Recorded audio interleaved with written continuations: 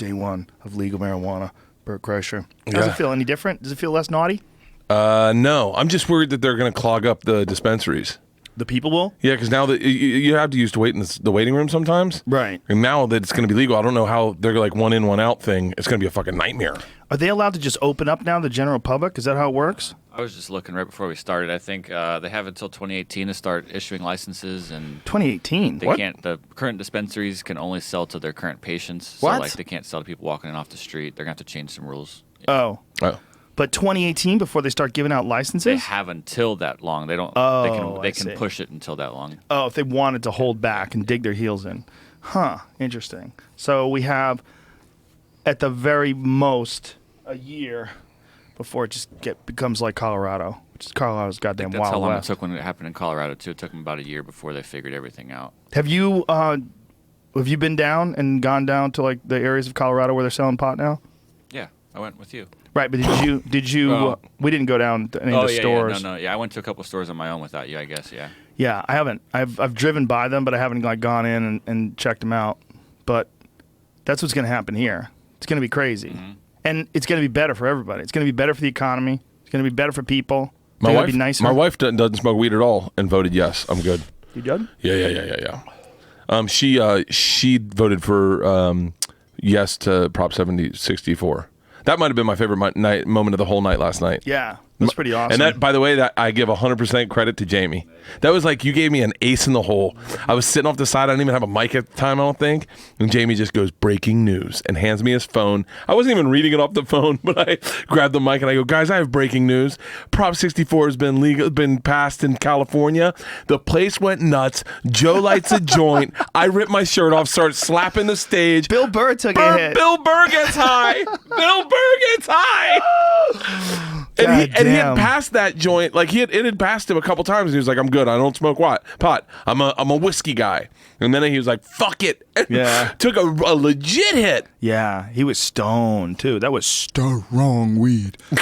That's that LA Speedweed shit. I don't know what strain he's got, but good Jesus, Lord, have mercy. What a night. Such a beautiful night. That was probably the most fun I've ever had on a podcast. I've said that before because we've had some fun ones together. Oh yeah. But that one might have topped it off. I don't think I've ever laughed any harder. Like Burr had me laughing harder than, I mean, it's just as hard as you can laugh. It was so fun. Everything was fun. Yeah. Burr had me. You had me with that line. Did you guys see that picture of Trump looking at his wife voting? And you were like, what did you say? I said, that's the look I give my dog when he gets too close to my cat. Hey, motherfucker. Leave her alone. That whole show was so quick. It was so... Yeah. It was literally like they were doing double dutch with comedy. Yeah. And you had to know when to jump in and when to hop out. And Yeah. And I said this to you this morning or this afternoon. That first hour and 33 minutes was not that much talking over each other. Well, something happened that I wasn't aware of, but people started just showing up that weren't invited and sat down. Yeah. I didn't know. We're just sort of sorting that out now. Like there's microphones that were there and you know, there was people that we had asked to come that were kind of waiting to get on, and then other people that just sort of walked in and got on. I don't think it was clear to them. I don't know how it was set up.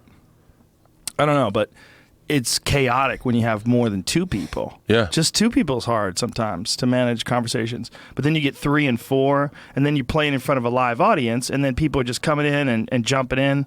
So there was a couple of issues, I guess. I wasn't paying too much attention. We were too drunk. We were gone. You bailed out when you went and did a set. Well, when I went and do a set, that's apparently when Burr and Sarah Tiana went at it. I missed all the goodness. Listen, all I'll tell you is that I've been doing comedy 17 years. I am well aware that Bill Burr's practice of comedy is to assemble brilliantly laid arguments that you wouldn't normally agree with. To go head to head with him in a debate about porn would not be something I think would be wise of anyone. What was her position was, this is when I was leaving, her position was that people watch too much porn. Yeah. That men like porn too much, right? Yeah, and it was about the condoms and porn moving to a different place, and then it turned into the crossover states are just racists and just broad stroking, kind of. What Bill was doing, I think, I don't know. I was pretty fucked up at this time. But he was disassembling what is this elitist liberal movement, which is if you don't agree with me, you're a racist, rape apologist, sexist. Right. And Bill just was saying that's not it. Some people want change, you know? Yeah. Yeah, that is a real sweeping brush that people from both sides like to use, right? The people on the right like to use it on the liberals. The liberals like to use it on conservatives. We like to paint people like real obvious. Put them in a box. Make sure we can categorize them. Yeah, I mean, that's what I said. I said, well, I think I might have accidentally started a little bit of it because I said, look, all you have to realize is there's just a disenfranchised part of America that feels like they're not being represented, and then immediately, I think Sarah jumped on me and she was like, "Oh, you talking about the racists?" And I was like, "I don't know. You can't say that. You can't say that. Like I voted for, I'm not. And by the way, I voted for fucking Hillary. So I'm just saying what I'm noticing out of an election." So, I thought it was good of her to stand her ground and to hold and to say her point and not try to backpedal and I appreciate that. But well, the problem with that saying that anybody that voted for Trump is a racist. The real problem with that is because the only other alternative was Hillary, and Hillary was very flawed. That's just the way it is. You know, it's not an anti-woman thing to think that someone who has all the ties to corruption that she apparently does. I mean, you can go into it all day long if you want to. If you want to like look at the Clinton Foundation or any of the other crazy shit that those people are involved with, it's kind of legal. I mean, it's not really breaking any laws. It's like you can get away with doing all that stuff.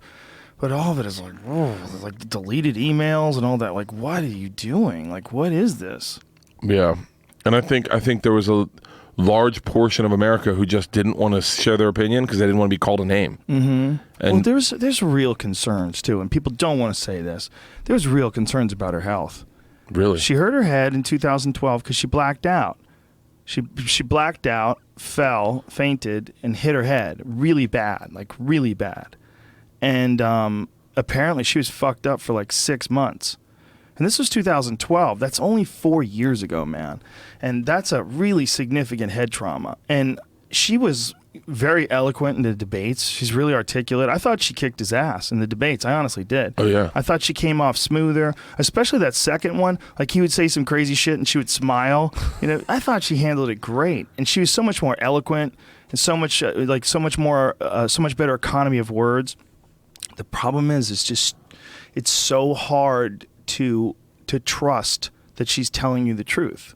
There's just too many things that she's been, like the difference between that Comey guy, what he said she had done with her email and what she said she had done, and you play them back and forth. You ever seen the video when they do that?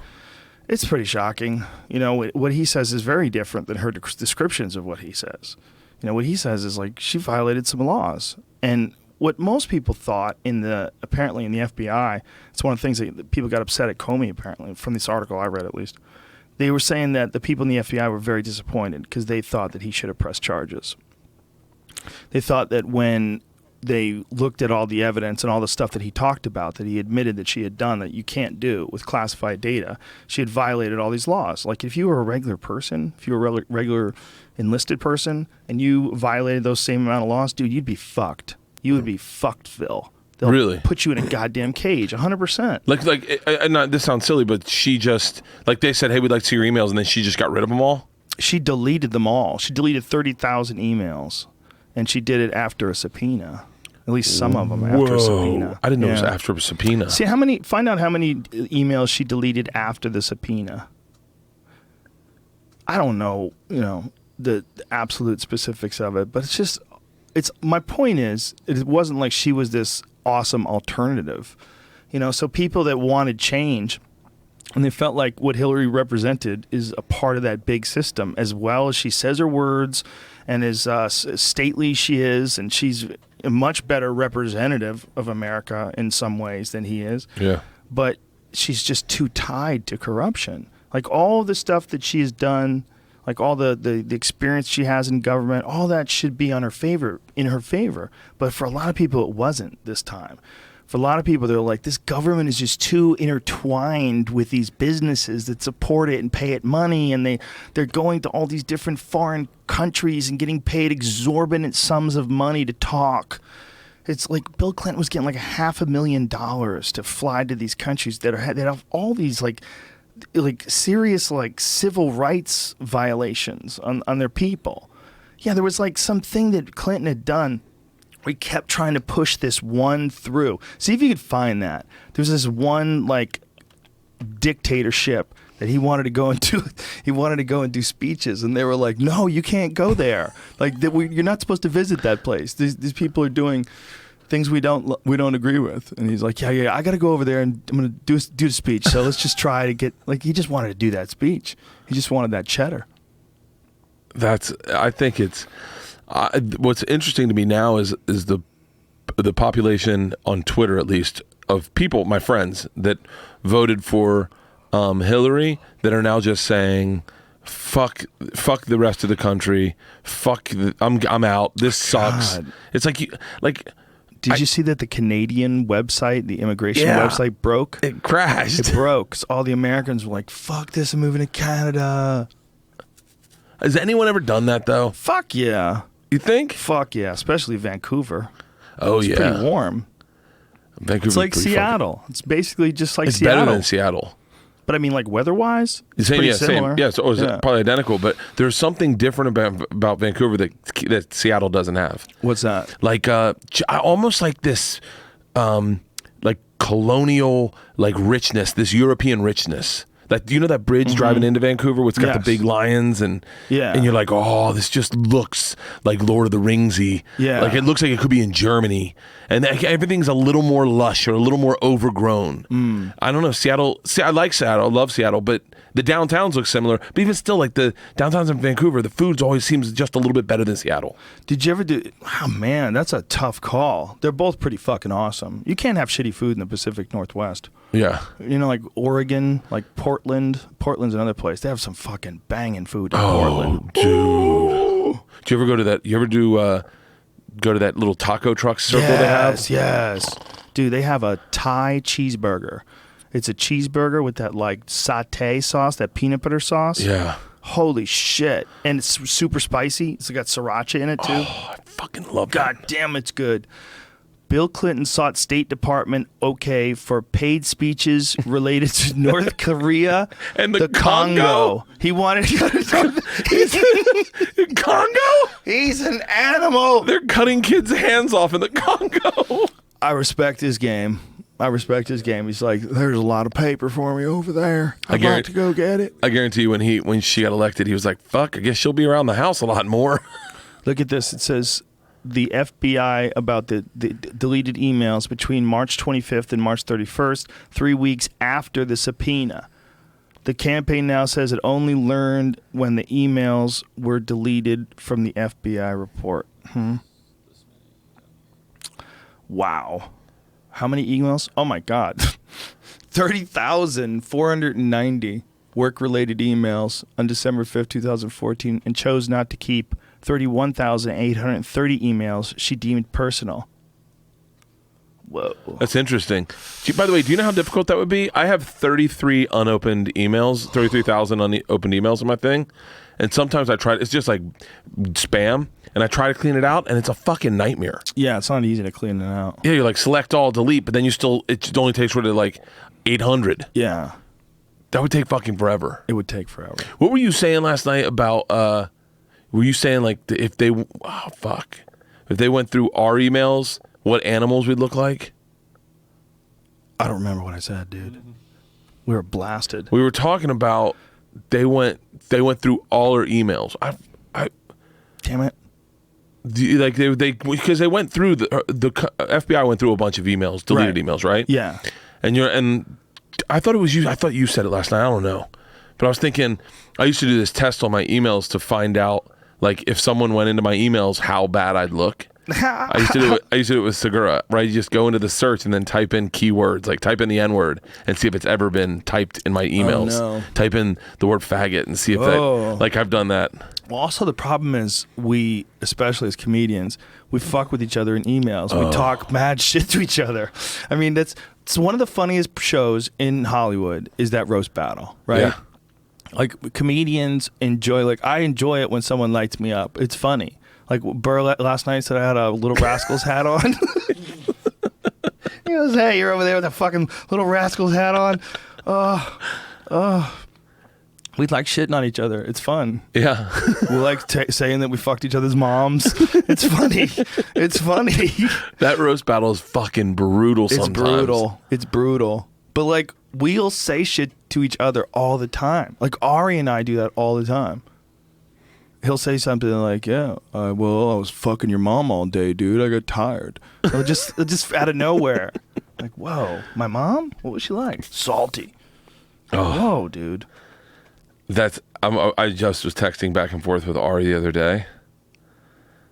Ari's a savage. He just filmed his special in Austin. Said he was super happy. Speaking of specials, Bert Kreischer this fucking Friday night, The Machine. September or November. November. We're going back in time, motherfuckers. November 11th on Showtime at 10 p.m. The Machine. Yeah. Fuck yeah. That looks fun, dude. I'm Where'd telling you film? At the Irvine Improv. Oh shit. I went back with you, Ari, Joey, Tom. I texted everyone because everyone's been doing specials, and I've been on doing Travel Channel for 7 years. Right. So I was like, hey, what insights? The consensus everyone had was like, I don't do theaters. What the fuck am I doing in a theater? So I'm going to do it in a club. That's where I do. And the other thing I was like, I've been doing stand up shirtless for 7 years. I'm fucking doing it shirtless. Which was before. Why do you like that? Why do you like just throwing that shirt off? It just makes you free. I'm a Tampa. I'm a Florida kid. Last night I was in jeans and flip flops. You were wearing flip flops. You're like, he's got flip flops on. Yeah, I did it shirtless, and then Tom and I got in that fat shaming battle. And then, dude, people got so mad. People got so mad about that. I saw people being mean to Tom, being mean to you. I'm like, wow, folks, you don't see that they're fucking around here? Oh, the worst was like when it was poignant. Like my wife's friend passed away, and I left a comment on her picture of her and her mom. It was like 4 a.m. when I saw it, and I was like, hey, so sorry for your loss. We'll see you today. And then I guess someone saw me post on there, one of Tom's fans, and they wrote, sorry for your loss. Did Bert sit on your mom? And I was immediately, Tom finds that fucking hilarious. But this lady's like, hey, and then it was just like, yeah, Bert's fat as fuck. Like this, they just fill it up. And she was like, that your fans are dicks. I was like, those aren't my fans, I don't think. But so we did the fat shaming battle, and then I showed Tom the thing from my special, and he's like, oh God, you did this shirtless? This is gonna get bad, Bert. And him and Christina just did a big preamble on the beginning of their podcast about me shirtless. Yeah, you did it last night, somewhere early. Yeah. I like it. As soon as it comes off, I feel free. I know, I can tell. I'm like, wow, that's interesting. Because it's almost like a psychological button that you have.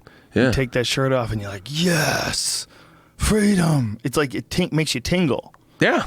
Yeah. I get it. It's my long hair. My Samson's long hair.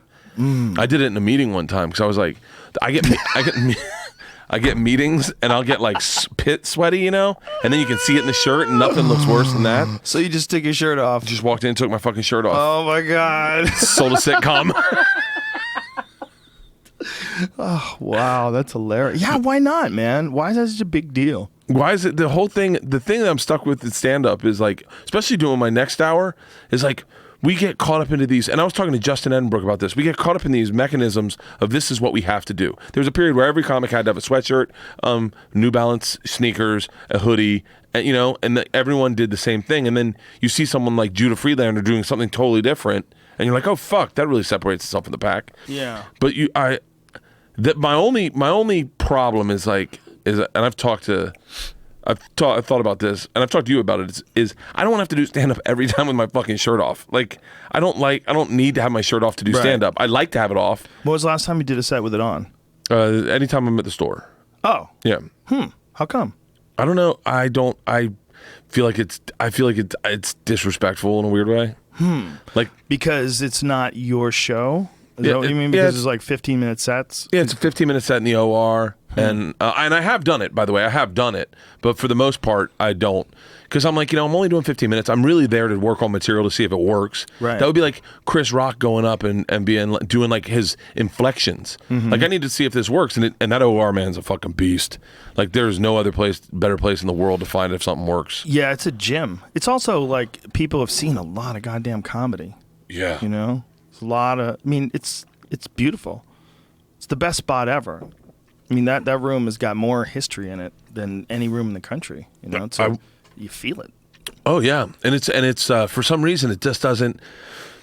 Whatever the mojo in there is, you take a bit that would kill on the road and you bring it in there, and they find its flaws. They find the lazy writing. They find the overcompensation with inflection or energy. And like I took 2 bits in there and I worked them out. Like it was probably a month ago. Worked them out 3 nights, then took them on the road, and they just were so much better. I was like, wow. And the stories too. So like the other thing about the OR is it doesn't necessarily lend itself great to storytelling. It's more of like a punch and jab, fuck with the audience, dancing type of thing.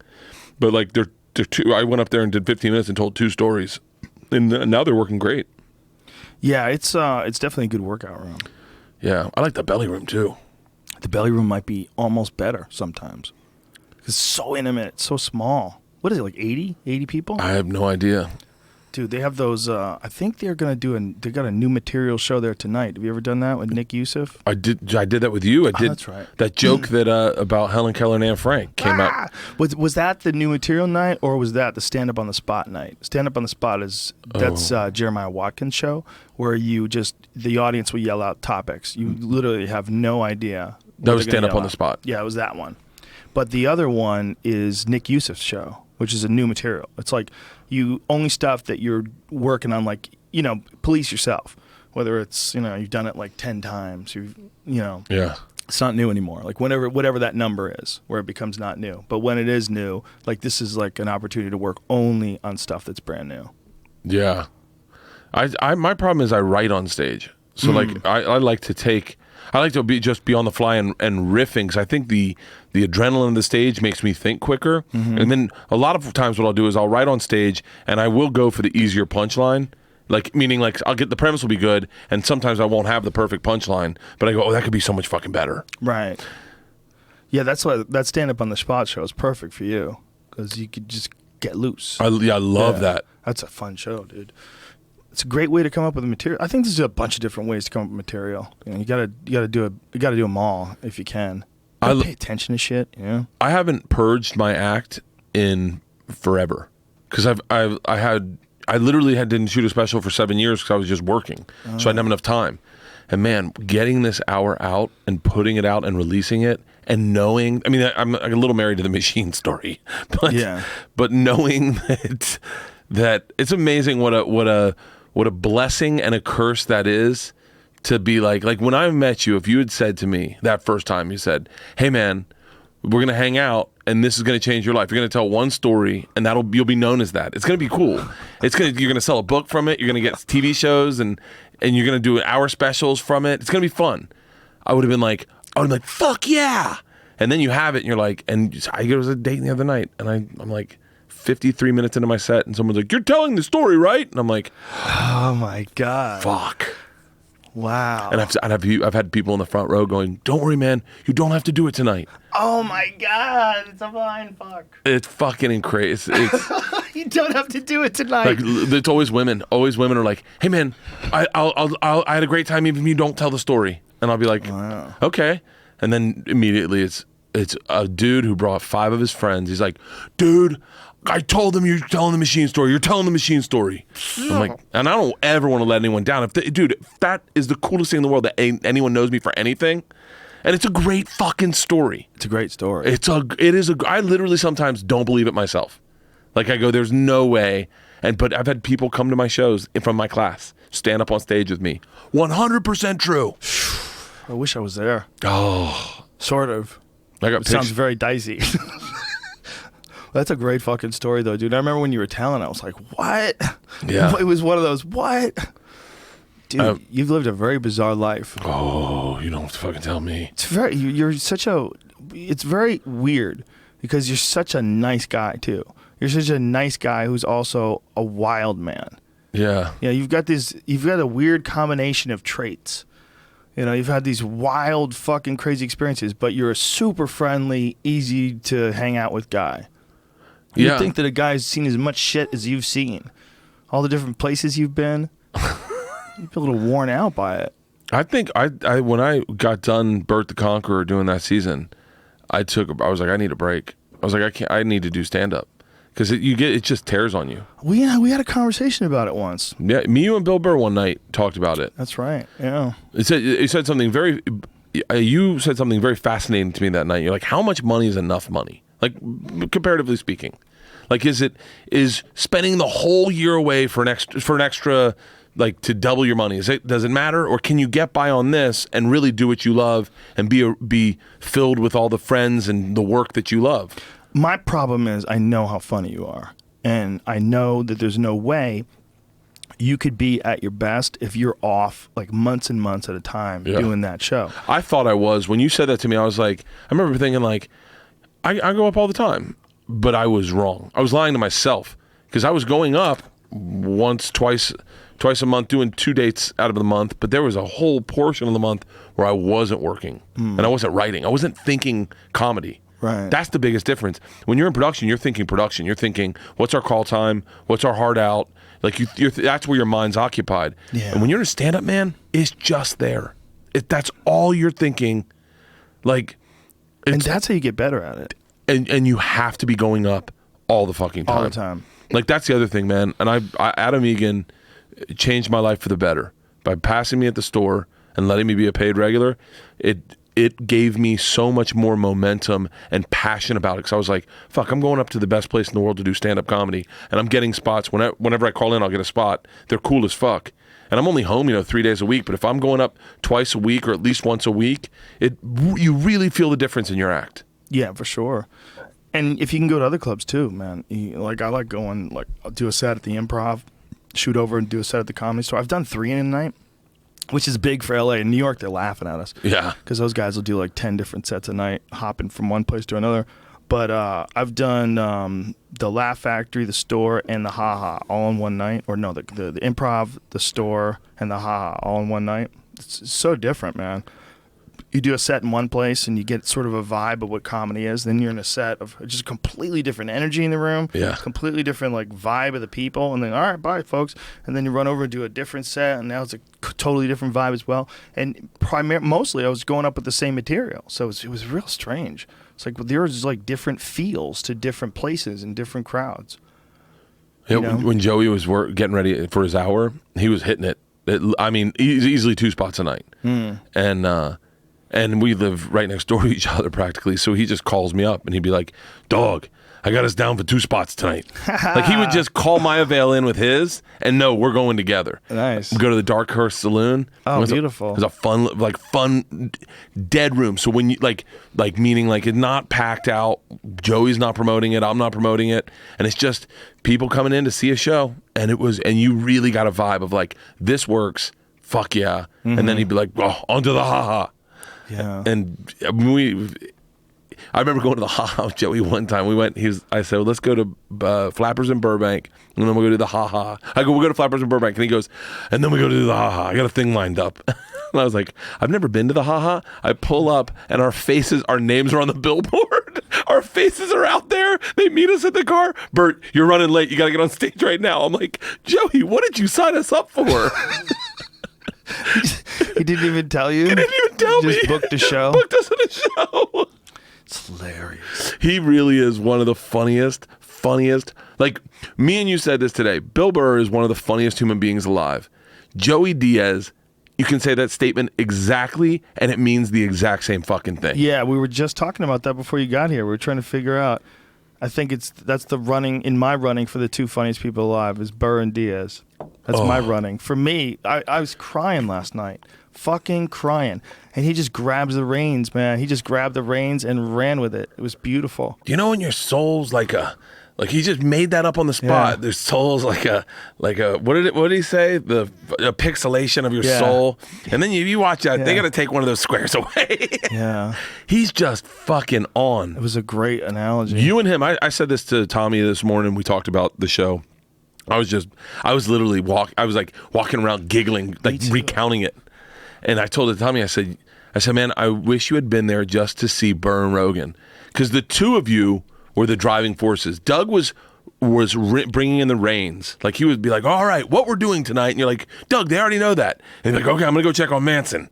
And then, but you and Bill were the ones driving that. And I swear to God, when I say this, I literally started to move the mic from my face because I was afraid I was laughing too much. That you'd just hear me there was a point where I thought I was going to fucking pass out.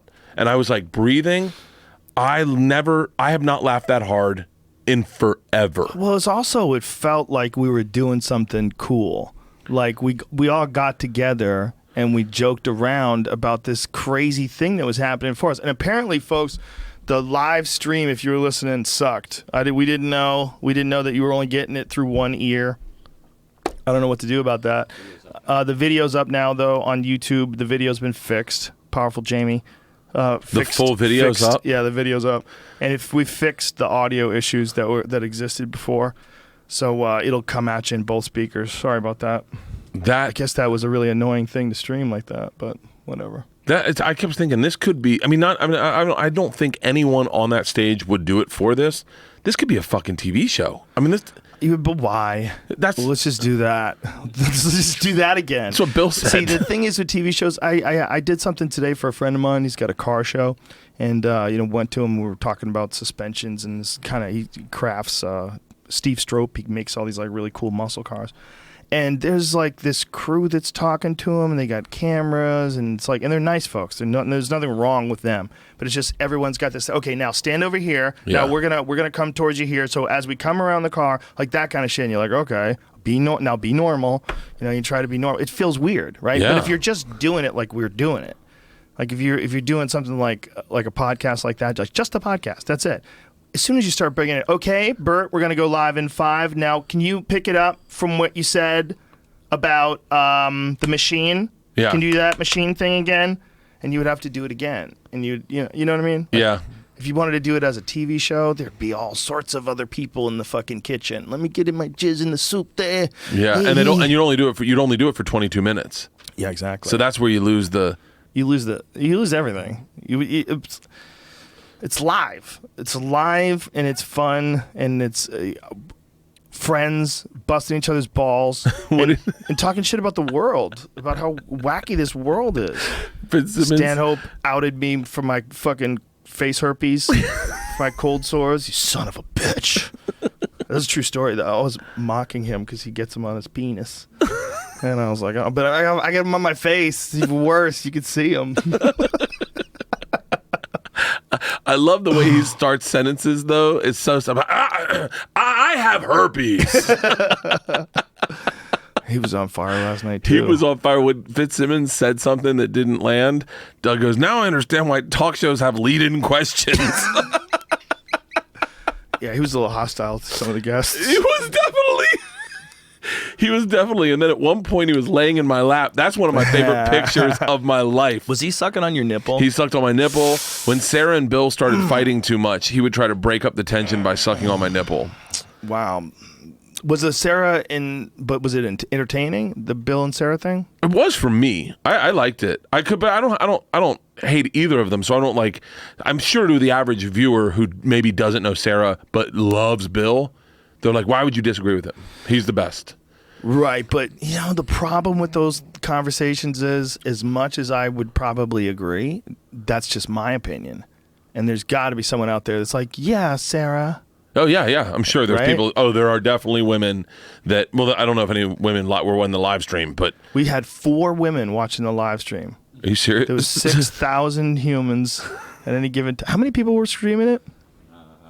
Most I saw was like 33,000, something like that there at one go. time. Holy crap. So there's been videos that were up that we took down on YouTube. They were up and they were private, but the sound was fucked up still. That's why they were private. We're trying to fix the sound. So the full version is uploaded now.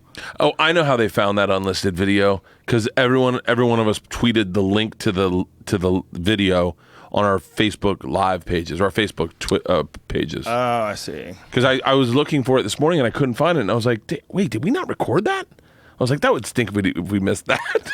Oh, yeah, that would suck hard. Forgot to hit record. Yeah, that was... Dude, we could do that again. But next time we do it, we can't just have people just walk on the stage and just sit down there. I didn't know that was going on. And, we have a specific amount of people that we do it with, because anything more than 3 or 4 gets really figured hard. Doug was putting people on stage, because he definitely put Brendan Walsh on stage. Oh, yeah, for sure. But Brendan's a good friend. We've known him forever. And he wasn't even on for that long. He's fucking hilarious. He really is. That dude's so fun. He's so crazy, too. Doug was telling the story about Bingo having a seizure. Yeah. And hitting her head, and Brendan goes, I've had a few girlfriends have seizures when they don't cook the food right. Oh, man. So if you've been paying attention to all these people's reactions, everyone's trying to figure out why Trump won. It's really fascinating. It's fascinating to see people freak out. It's people are crying. People are fucking crying. Oh, they stormed out of a school in Arizona. The kids marched out of a school to protest the president-elect. Whoa. This is crazy. Now, but there was a weird energy when Trump gave his speech last night. It was almost like the bully saying, "Stop hitting yourself. Stop hitting yourself." He was like, now we can be it was kind of weird, because he has not been super inclusive. And then all of a sudden he's like, we need to heal together. And you're like, yeah, you totally feel that way, but part of me goes, is there a part of him that fucking hates everyone that doesn't like him? Yeah, for sure. Yeah. He certainly, he's a super businessman.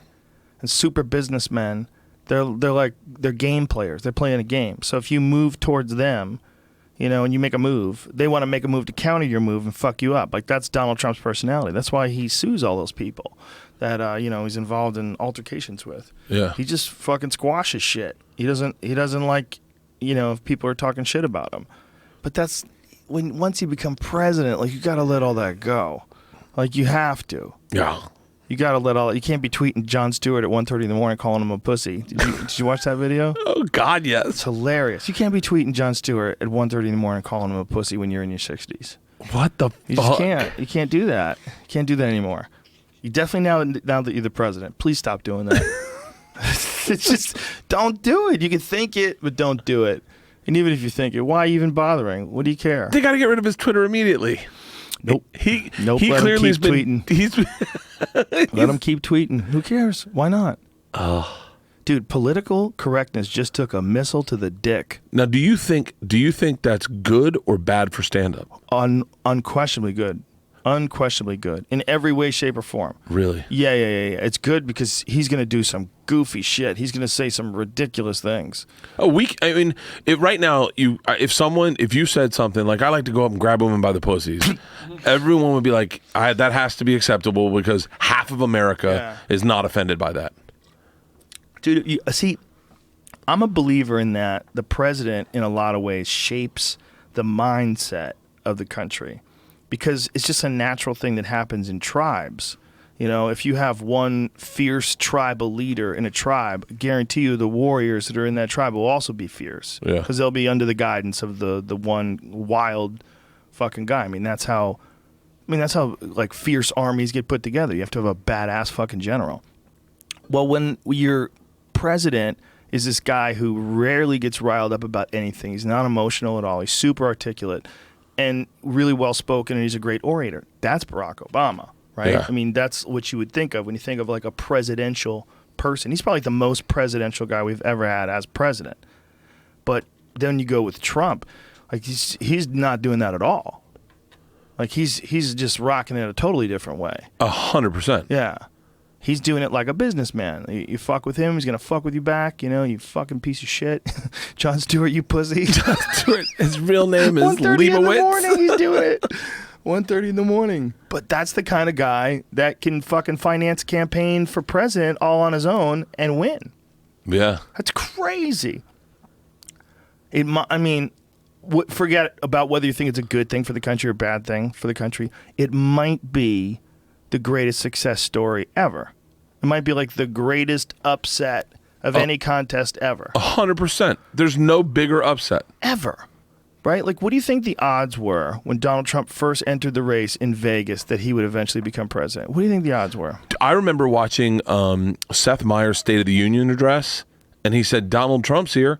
Donald Trump said he's running as a Republican. I thought he was running as a joke. And I doubled over and I remember thinking to myself, what an idiot. He could never be president. I literally thought he could never be president. And then to think that that's a fucking reality. Yeah. It's interesting. Has any celebrity other than Reagan? Ronald Reagan's the one I was curious about because they said that, I don't remember the election. I was too young. But they were saying that despite the fact that he had already been governor, because that was like kind of like he had been in office, they were shocked that anyone would vote for Reagan. They thought he was a fucking joke. And dude, he destroyed Mondale.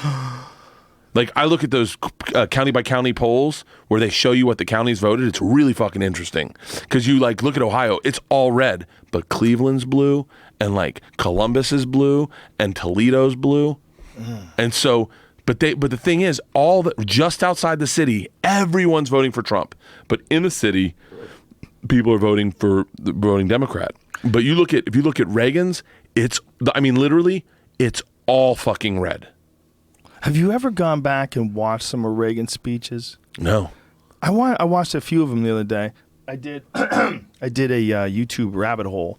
I went down and watched a bunch of Reagan speeches. They were so weird. It's so weird because now that he's dead and you know the history, it's so weird because it was in my lifetime. I remember these events. I remember these things happening.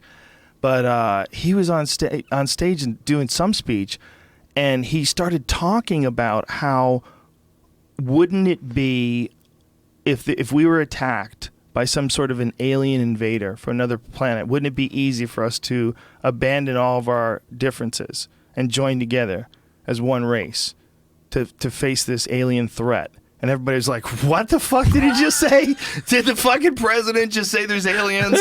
I think he said, that's what I heard. I heard he said, the fucking aliens are coming, dude. They're coming. Oh my God, we got to get together.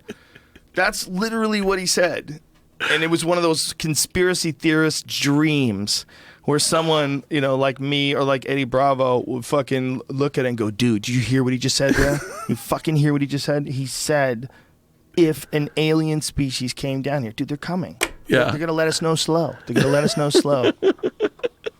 I used to think they should release a tiger in every major city. Ooh, Jesus. What about your kids? Well, I mean, yeah, that's Just going to we got to deal with let that. the chips fall where they may? But the reason being, imagine how tighter the communities would get.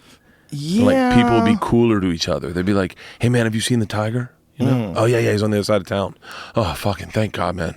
Hey, have a great day." Can't you shoot that tiger, or is it like... No, you can't. You got to leave it. It just feeds off people. It just feeds off people. That's the balancer. Baiting them into neighborhoods for gentrification. Could you imagine if that's how we rocked it? We just left a tiger in every 100,000 people. You had to keep it. You had to keep the tiger. You can't hurt the tiger. Oh my God, it's a game with you and nature. Shit. Wow. That is crazy. I mean, when I was in Tanzania with the Maasai, they have their lions are their big fucking deal, and so they put. I mean, they're crammed in together, and they got thorns, big thorn bushes, for keeping them together, and they're always together. They're always in clumps because they got fucking lions everywhere. Wow. And I was like, I bet that makes you a lot tighter. Oh hell yeah. When you know you could get eaten by a fucking lion if you go take a shit by yourself. You're like, hey man, you want to go hang out while I take a shit? Well, those people are so much more connected to nature because how many animals must they see get killed? Oh, dude. I told you, they cut a goat's throat in front of me. like, hey, welcome to our jungle. Slit his throat and bled it into a horn. So you could drink it? Yeah. Right. It's so casual. What does it taste like? A little like liver. Wow, like you're drinking liver. Yeah. It's probably super good for you, right? I didn't mind the taste, other than the fact that it would get all in your teeth, you have blood all in your teeth. I didn't mind it, and it was Africa, and I didn't want to get AIDS. I didn't mind the taste. Yeah. Imagine being the first guy to get sick from that. Like there's, I wonder like what kind of bloodborne pathogens they could be carrying in their body that you're in. But wouldn't that be in the meat too? I guess you probably have to worry that less with herbivores. Right? Than you would you couldn't drink bear blood. Right. You couldn't do it. I don't think so. I think you'd get trichinosis. They say something like 90-something% of bears have trichinosis. Really? Yeah. How do you have to cook that out of them? Yeah, you have to cook it like you would cook pork, which is like to 160 degrees. Oh, I've been cooking pork medium rare. Well, now that you probably can get away with that because Okay. you're talking about domestic pork. See, the standards, they actually lowered the temperature. I think they lowered the pork recommended to 140, which is really kind of like a medium. Yeah. Not a medium rare. I think medium rare is like 135. But anyway, I forget my point. Bear's blood. Oh, yeah, you have to cook bears. But you don't have to do that with like a deer and elk. You can eat like elk sashimi where you slice it. Oh, I did. Wow. Did we do that with a bison? I think we ate part of the bison's heart or part of his liver. Wow. Raw, huh? Yeah. Yeah, people have done heart raw. I've seen that. It's crazy.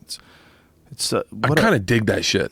Yeah. Like, there's a part of me that's like, you know, the N word for guys like me is call me a bro.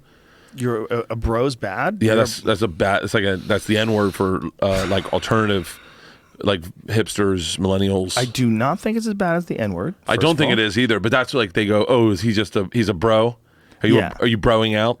I think we have to embrace that. We have to take it back. I love being a bro, dude. Whoa. I fucking love it. I love high but- fives. But yeah, there's nothing wrong with that. But when you used to be able to say, "What's up, bro?" Yeah. to your friend and really think that. Yeah. And now it's like one of those weird things. Like bro's like a joke. It's like a half joke. Yeah. But I say brother to everyone. Bro science, you know about bro science? No. That's all I do. I do bro science. I don't have any degrees. What's bro science? Bro science is when you talk about something like I might watch a YouTube video, memorize some statistics, and then recite it back. That's bro science, bro. Oh, I do bro science then. We all do. Anybody who's a bro does bro science. I'm a bro historian too. Yeah, I'm a bro sports fan. I'm a bro. I love that your rabbit holes take you to a Ronald Reagan speech, and mine always take me to either stop being a douchebag videos or bully justice, like those instant karma. I like watching little kids fight. Like when one kid actually knows how to fight. Yeah. In high school, there's this one girl, and she's in this fight with this. I don't know if she's in a fight with a dude. She might have been in a fight with a dude. But she's in some wrestling match with this kid, and she clearly knows Muay Thai because she fucking knees him in the face, like full fucking power, really good technique, crushes this dude, crumples him, and you watch it, and you go, whoa, I like that. Somebody taught her how to fight. Yeah. Somebody taught her how to fight. Some dickhead started to fight with her. I think maybe she's the dickhead. I don't know. I'd like to get my daughters into like a base level. Here it is. Oh, Watch is this it? Yeah. So it's a girl and a guy.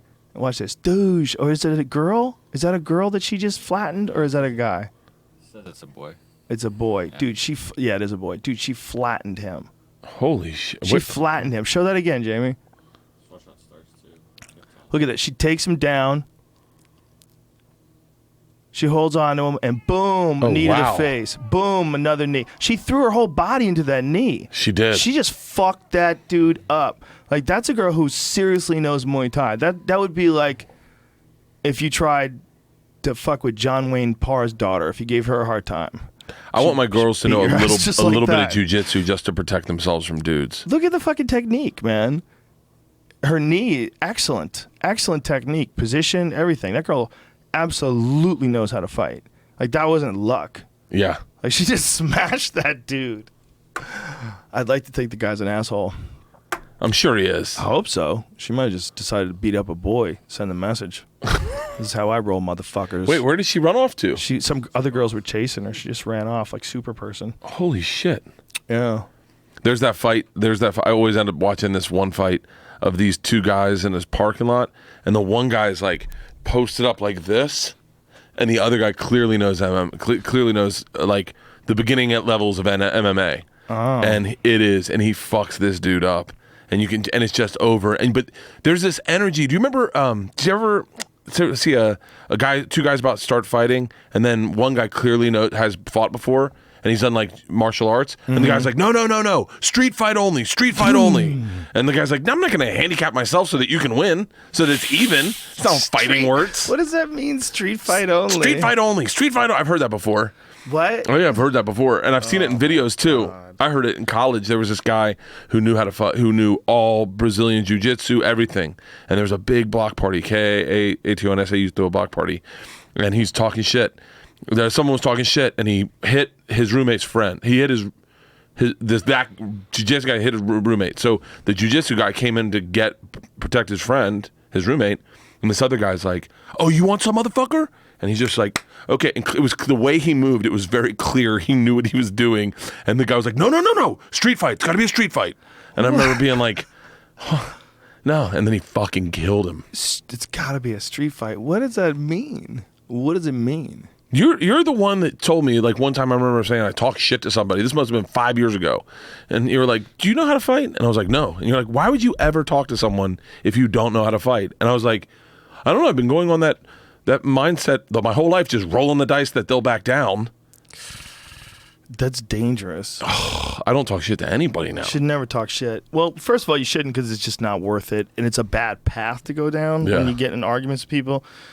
We're probably all going to get in them again, but it's not good. Like, it's way better for you, for them, for everybody to avoid those kind of conversations at all. Yeah. But when you start insulting people you don't know, god damn, that's so risky. It's so risky. You don't know what they do. That could be a killer. You don't know anything. I mean, like, literally a killer. You have no idea what that person does. And so for you to just meet some stranger, bump into them, and want to exchange assaults at each other, you could have fucked up, man. You could be, sitting right next to Lorenz Larkin. You don't know who he is. And you decide to slap him.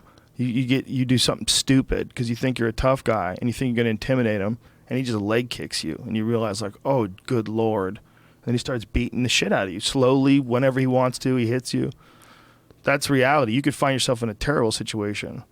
I don't even understand those guys who just simply talk disrespectful to someone. Like, that'll happen when you're with, like, as a comic and you're on the road, you're at a bar, and someone's a fan of yours and another guy's a fan of yours. You'll watch them almost like attack, like one guy, the drunkest will be a dick and be like, oh, I guess we're all just going to sit up at the bar. And you're like, hey man, don't do that. Like, the guy just wants to hang out too. I can hang out with both of you. It doesn't need to be one or the other. And I know what you mean. I go, what the fuck are you doing, man? Just have a good time. Like, why? I'm not impressed. It doesn't make me happy that you're mocking someone in front of me. That's not funny. Right. Well, dudes can be douchebags. Yeah. I mean, there's something about men's personalities and wanting to get ahead. Wanting to fucking move ahead of the line. I gotta meet Bert next. It's a fucking competition. Motherfucker better not try to cut me. It's such a weird... there's a line, and you're like, hey man. People get crazy. Some guys will walk straight to the fucking front of the line to take pictures with their chicks. Doug Benson saw it happen to me one time, and he was like, why would you let that happen? And I was like, I don't like confrontation either. That is a crazy move. Okay, man, I'm not waiting in this fucking line. Let's get a picture. I've had people do that, and I tell them that it's a line, and then they just stand there, and then I take the picture with the person who's at the front of the line, and they go, can we go now? Like, no, there's an actual line. You can't just cut in. Like, that's rude. Someone has to police this. Yeah, lines give me anxiety. What's a competition? When am I going to get there? When's it going to happen? We're up next. How the fuck did she get in front of him? Was she in front of him before? She just cut. Did she just cut? It's not even you. Somebody else. The exact same amount of people in front of you. You start freaking out. She just fucking cut in front line in front of that guy. Dude, we were getting on. I was on my buddy Cowhead's cruise, and we were getting on back on the boat from like St. Thomas, and there was a line to get back on the boat, but it wasn't a defined line. It was just people like 3 wide, 4 wide, sometimes 2 wide, lining up down the side of the pier, and there were people just walking past the line. And I would be like, hey, there's a line. And he'd be like, oh, no, yeah, and just keep walking. And I'd be like, motherfucker. Like, it drove me nuts. Like, I was losing. And then this one couple just got right in front of me, and I went, hey, you can't do that. And now I feel like I'm in 3rd grade. Like, hey, man, no cuts, no butts, no interrupts, man. Let's go. Like, what did they say when you said you can't do that? They were like, oh, no, our friends are coming. And I was just like, and then I'm like, okay, I'm drunk.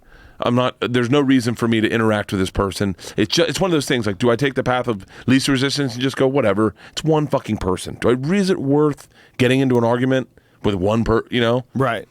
But there's something weird. Oh, it's a fucking power move. It's I fucking hate it. Assholes. I hope people do that. People do that at the airport. Dude, they do it everywhere, all the time. There's always someone. but it's not that many. You know, if you're dealing with 1,000 people, you're gonna get one Yeah. at least, right? Just someone who just goes, oh, the rules don't apply to me. How many? Nah, you don't need 1,000. Maybe 300, right? Yeah. Every 300. But it depends on what fucking if you're at a Raiders game or something. Oh, You know? don't even get me started. I've been going to Rams games.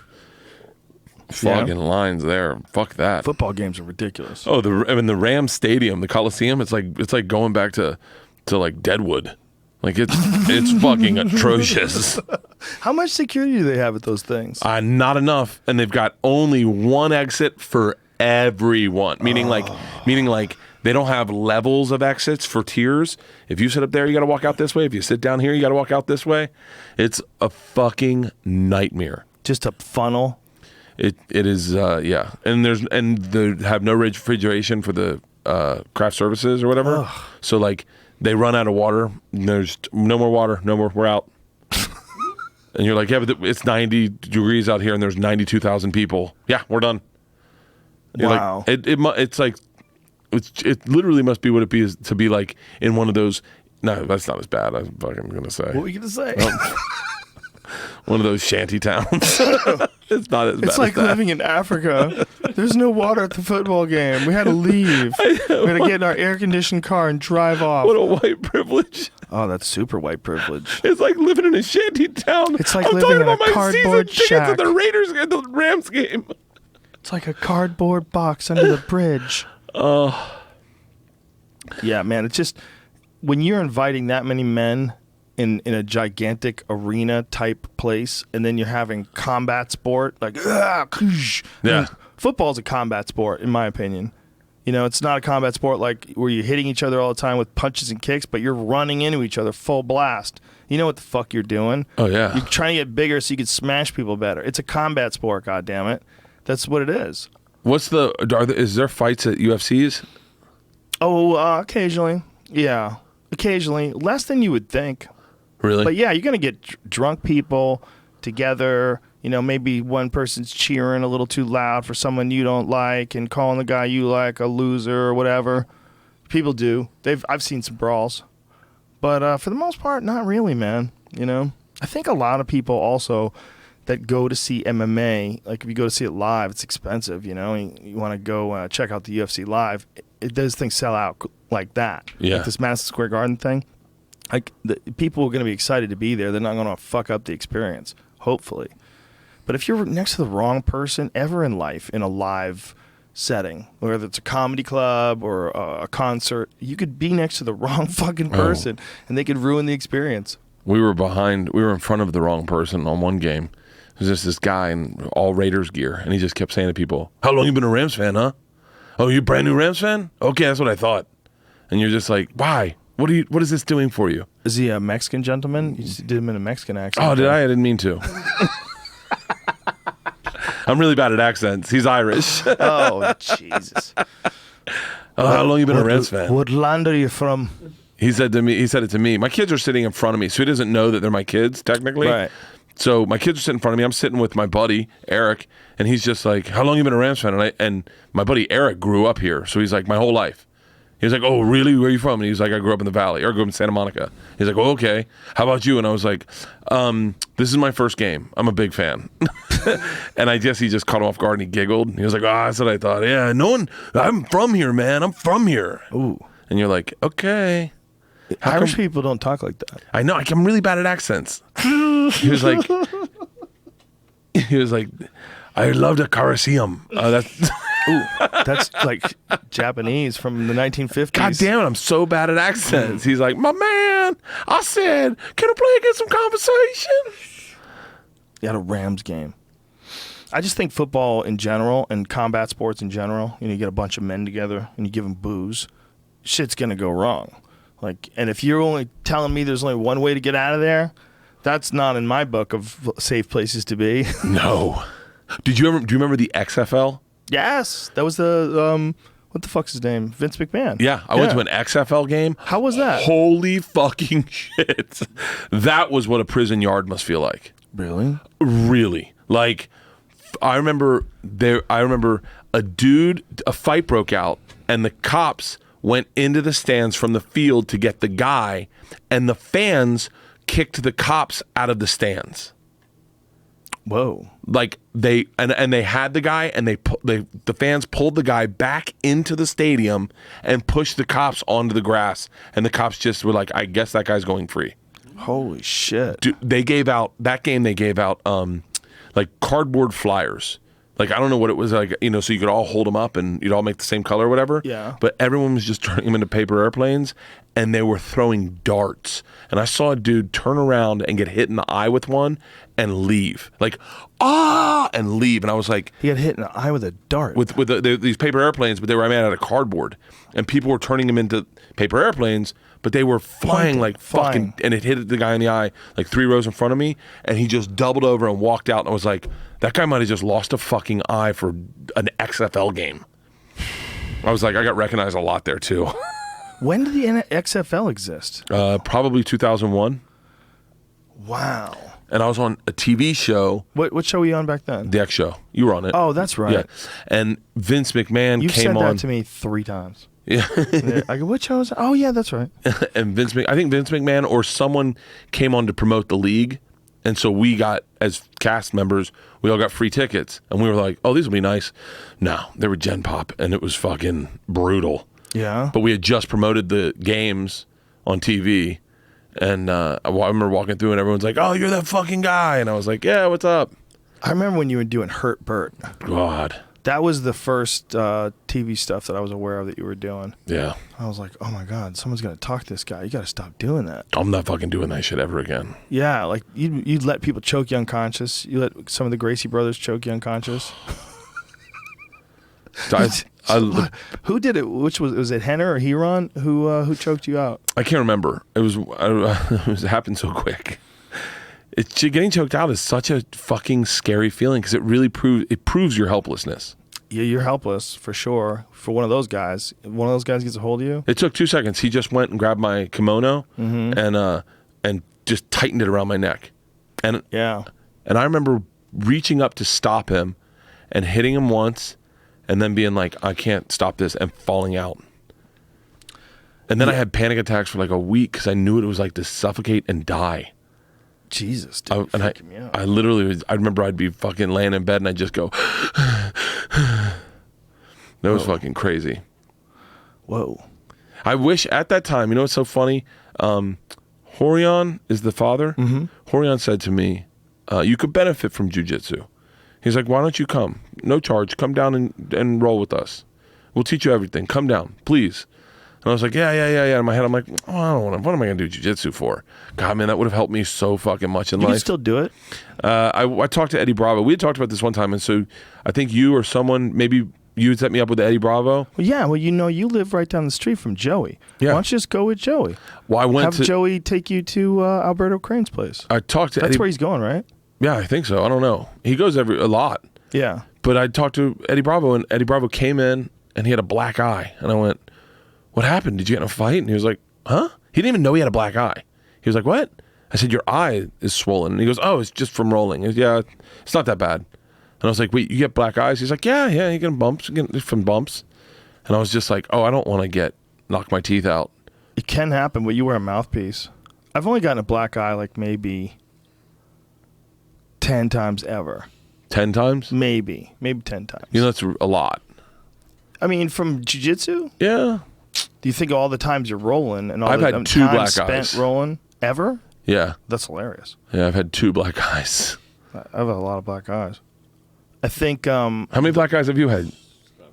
Maybe 2 or 3. Not that many. there's a picture of me when I was doing the UFC. I had 2 fucked up eyes while I was doing the commentary. That was all from my same friend. He got me with a knee and then he got me with his elbow. Totally accidental. Oh, it hurts so bad. Just when you're scrambling, if you move that way and that's where he was going to put his knee, kaplonk, you just fucking collide with each other. Dudes' noses explode. Happens all the time. Yeah, I not that I don't want that to happen, but I just don't. Yeah, no, I know. But you got to also be careful. Don't roll with spazzes. Don't try to be a world champion, superstar. Learn how to do the technique correctly. Be willing to tap. And just try to learn and have fun. The Gracies have a good saying. They say, keep it playful. I think that's a good saying, like to learn it. Yeah. You know, because as soon as you get tense and real rigid and real concerned with the outcome, you just don't do as well. You know, it becomes too exhausting and you don't concentrate on technique. You know, like if you're not worried about getting tapped or you're not worried about getting into a bad position, you'll relax and sort of go with the flow of things. And when you find like a certain level of efficiency, then you can operate and you can roll for like long times. I've had rolls with people that were like 10, 15 minutes long, even longer. Because if you get to a good place where you can kind of conserve your energy and you're both, you know, moving at a good pace, but keeping it really technical, it's an amazing martial art. It's like to me, it's one of the only martial arts that does as advertised. Like when you look at martial arts, you always think of what I would like is like some Bruce Lee type scenario where the small guy could beat up everybody around him. Well, in striking, that really doesn't work like that.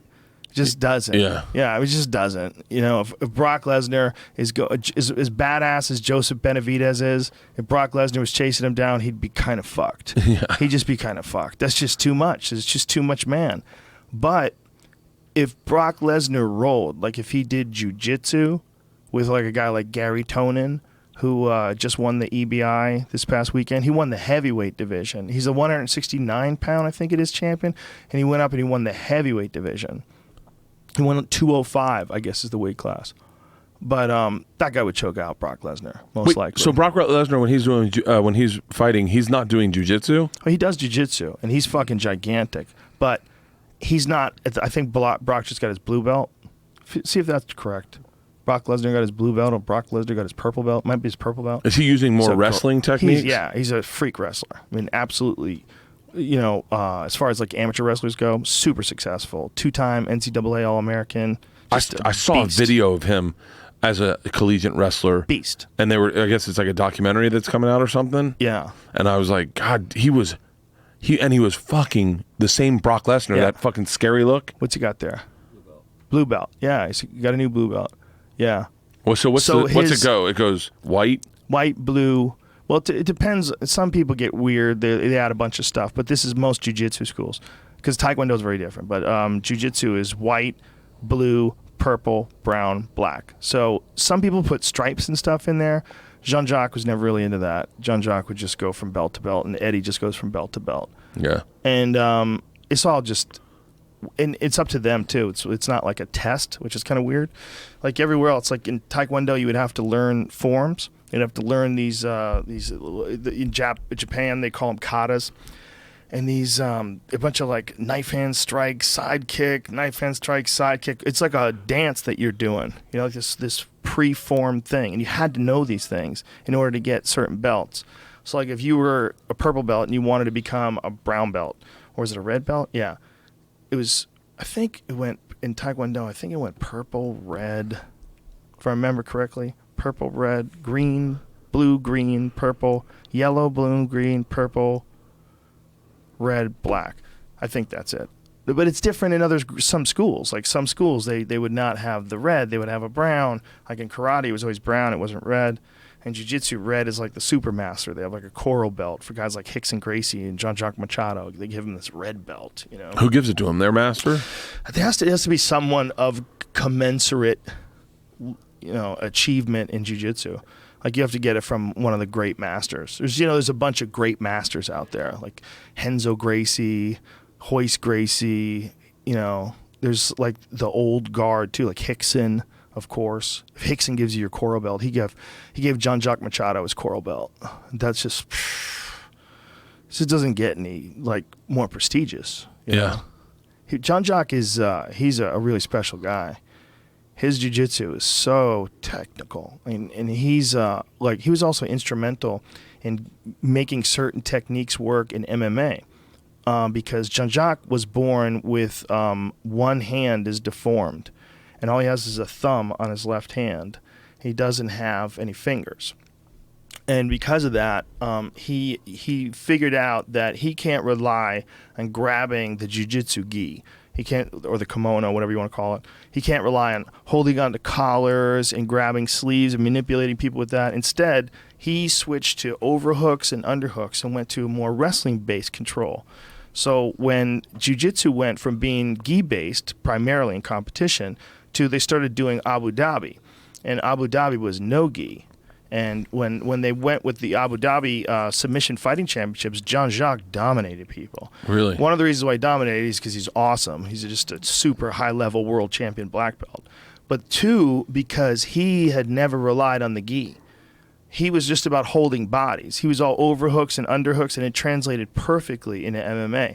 Eddie Bravo learned that from Jean-Jacques. He learned that from watching Jean-Jacques and from training under Jean-Jacques and getting his black belt under him. And so Eddie developed his style. Eddie branched out away from the gi. That was like a big controversial thing when he stopped wearing a gi and he started teaching no gi jiu-jitsu. Like people got like upset at him in the jiu-jitsu community that he was abandoning the gi. It was like a big deal. Yeah, Eddie's a revolutionary, man. He really is. When it comes to jiu-jitsu, that guy has a crazy database of information in his head when it comes to like jiu-jitsu moves. And a lot of it he learned because he learned Jean-Jacques, at least the base of his style, which Jean-Jacques developed because he couldn't grab onto things. Really interesting. That's really interesting. Now, this is a silly question. Could Bruce Lee really fight? I'm sure Bruce Lee could fuck up a lot of people. Really? You watch him throw kicks and punches. That guy definitely knew how to hit things. And there's some video of him sparring. It definitely looked like he did some sparring. So that means if you've done sparring, like if you've never hit anybody before, boy, that's a weird moment. Like even, what do you hit? Do you hit bags? You don't hit a bag either? Okay, do you ever have anybody hold the mitts for you? No, nothing. And you're just going to try to hit a person.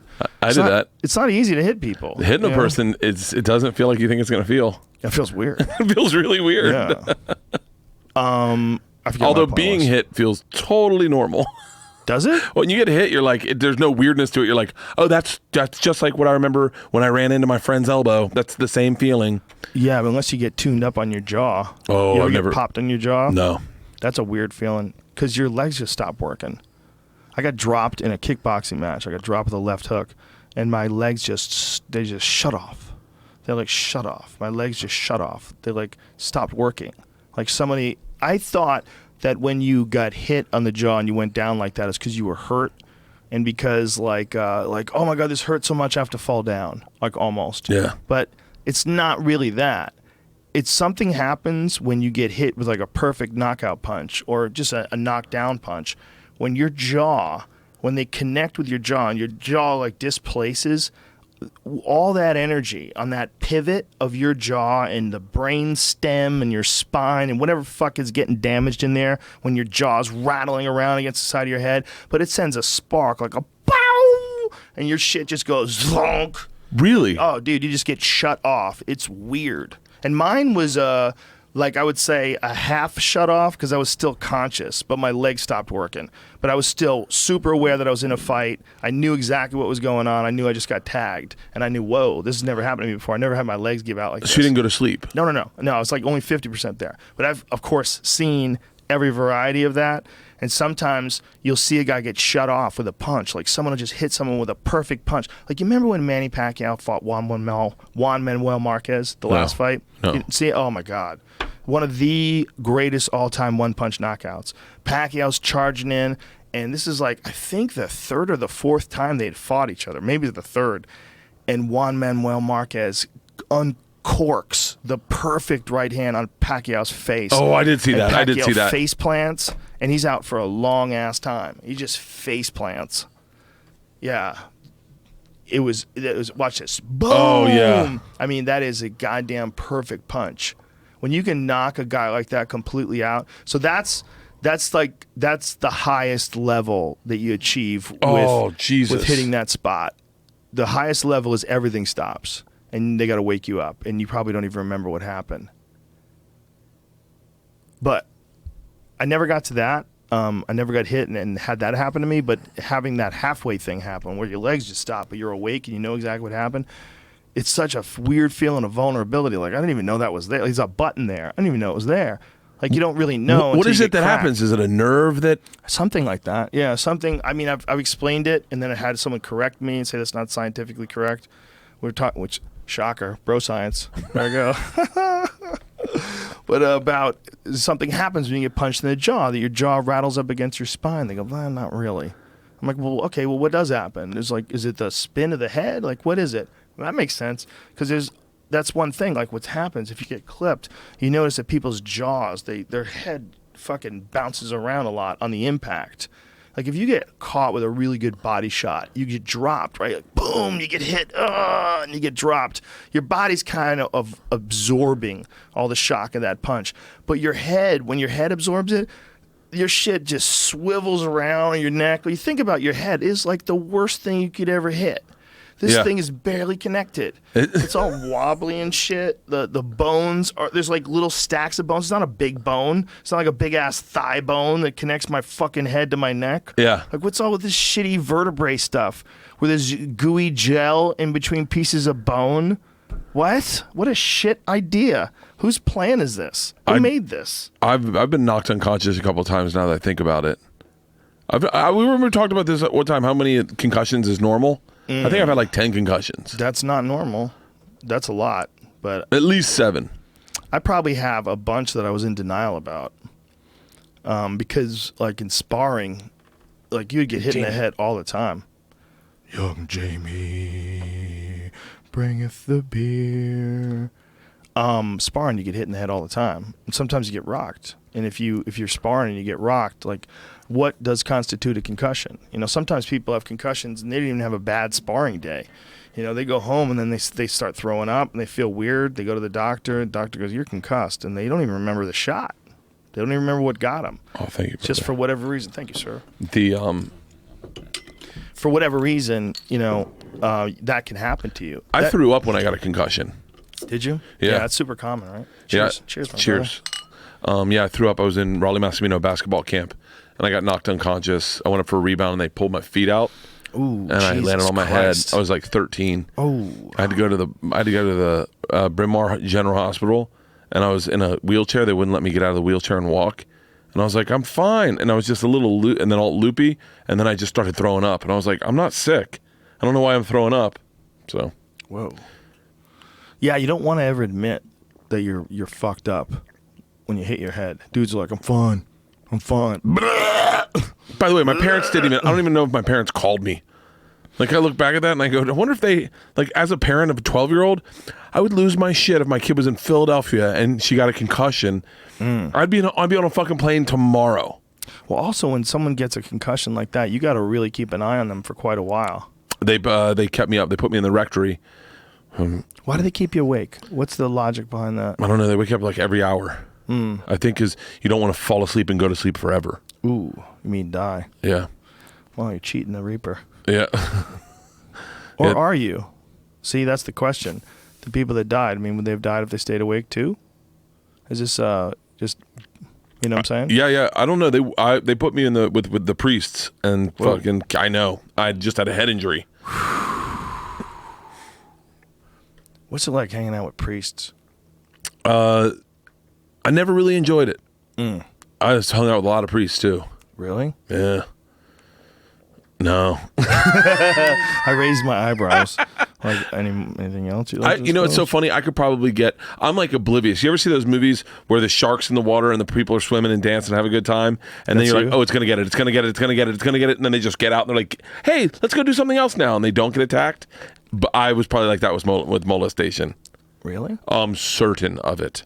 Really? So it just barely missed you every time? I would have been a mark. Like a molester's wet dream. Because I don't know. I've always attracted those people in my life too. Like people that take advantage of people. Molesters must have had spots on me. I remember watching a kid get molested one time. Oh no! Not like molested, but like it was definitely an assault.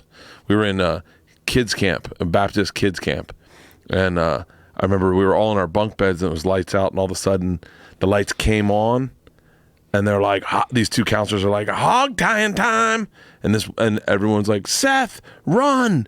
And this one kid, I mean, they just came down the bunks. I had no idea what was going on. This one kid came running, and they grabbed him, and they flipped him over. They had a rope, and they hog-tied him and ripped his underwear off him and then brought him into the shower, and we all went into the shower, and then they had him in the shower, and they were like, what you gonna do, Seth? And they're like, it was fucking creepy. Like, they didn't touch his dick or finger his butthole or anything, but just the fact that he was tied up and, like, and they're like throwing them in the shower. and threw him in the shower. And I was like, I remember going, Jesus Christ, note to self, hide when they say hog tying. I went to camp. By the way, those same two guys that did that to him taught me archery. Oh, savages. I went to camp with these kids that tied this kid up. They tied this kid up in his bed, and they took his bunk, his little cot, Yeah. They carried it out, and he woke up as they were taking him outside. It was pitch black outside, too. Pitch black. And you couldn't see a fucking inch in front of your face. And they took this kid deep into the woods with a cot. The kid's yelling, put me back, put me back. They covered all his shit with toothpaste. Apparently toothpaste, at least some toothpaste, does not wash out of your clothes. Really? Yeah, or if it does, it takes like a tremendous effort. So this guy squirted toothpaste all over this guy's clothes and rubbed it in. These fucking piece of shit kids. Oh, Just fuck. kids away from their parents for the first time, and just a few weird counselors. I remember I had this conversation with this counselor. You know, or I guess, what do you call him? Boy Scout leader is a scout leader. He's like an Eagle Scout. And the kid was 18, which is like the last year that you could be a Boy Scout, you know? Yeah. And he and I were hanging out. And he was talking to me about all his time in the Boy Scouts and all the things he learned of the Boy Scouts. And now they're kind of kicking him out. Because you can't be in the Boy Scouts when you're not a fucking boy, loser. Okay? Boy Scouts are weird that way. And I started to realize, like, this is dude at the end of his career. Like, it's over for you. You're an Eagle Scout. You did your peaked. shit. You peaked. You peaked at 18. But this was a huge part of his life. I mean, he had all these merit badges and shit all over his clothes. And they were telling him, son, you got to fucking stop. You got to stop with your fantasy world with your badges and your fucking ropes around your shoulder. What are those ropes? Those little, I don't know. Captain's ropes. Don't they have those? Don't they have those little ropes? What the fuck's that rope all about? What are you doing there? I would have definitely got molested if I was The hats. Boy Scouts. There was an article I wrote. It's funny how you read things, read rather. It's funny how you read things when you're a little kid. Like, I think I was maybe 14 or 15 when I read this. Some guy wrote it in the school newspaper in Newton South High School. So he was talking about the things that they make you say when you're a Boy Scout. I promise to be trustworthy, loyal, brave, clean, and reverent, or something like that. Yeah. I think that's honest, trustworthy, loyal, brave, clean, and reverent. I think those are like the commandments, if I remember correctly. Maybe there's more of that. But they were describing them, and they were describing keeping your thoughts clean. And this guy who wrote an article was another high school kid. It's really, really good point. He's like, my mind is I can have whatever thoughts I want.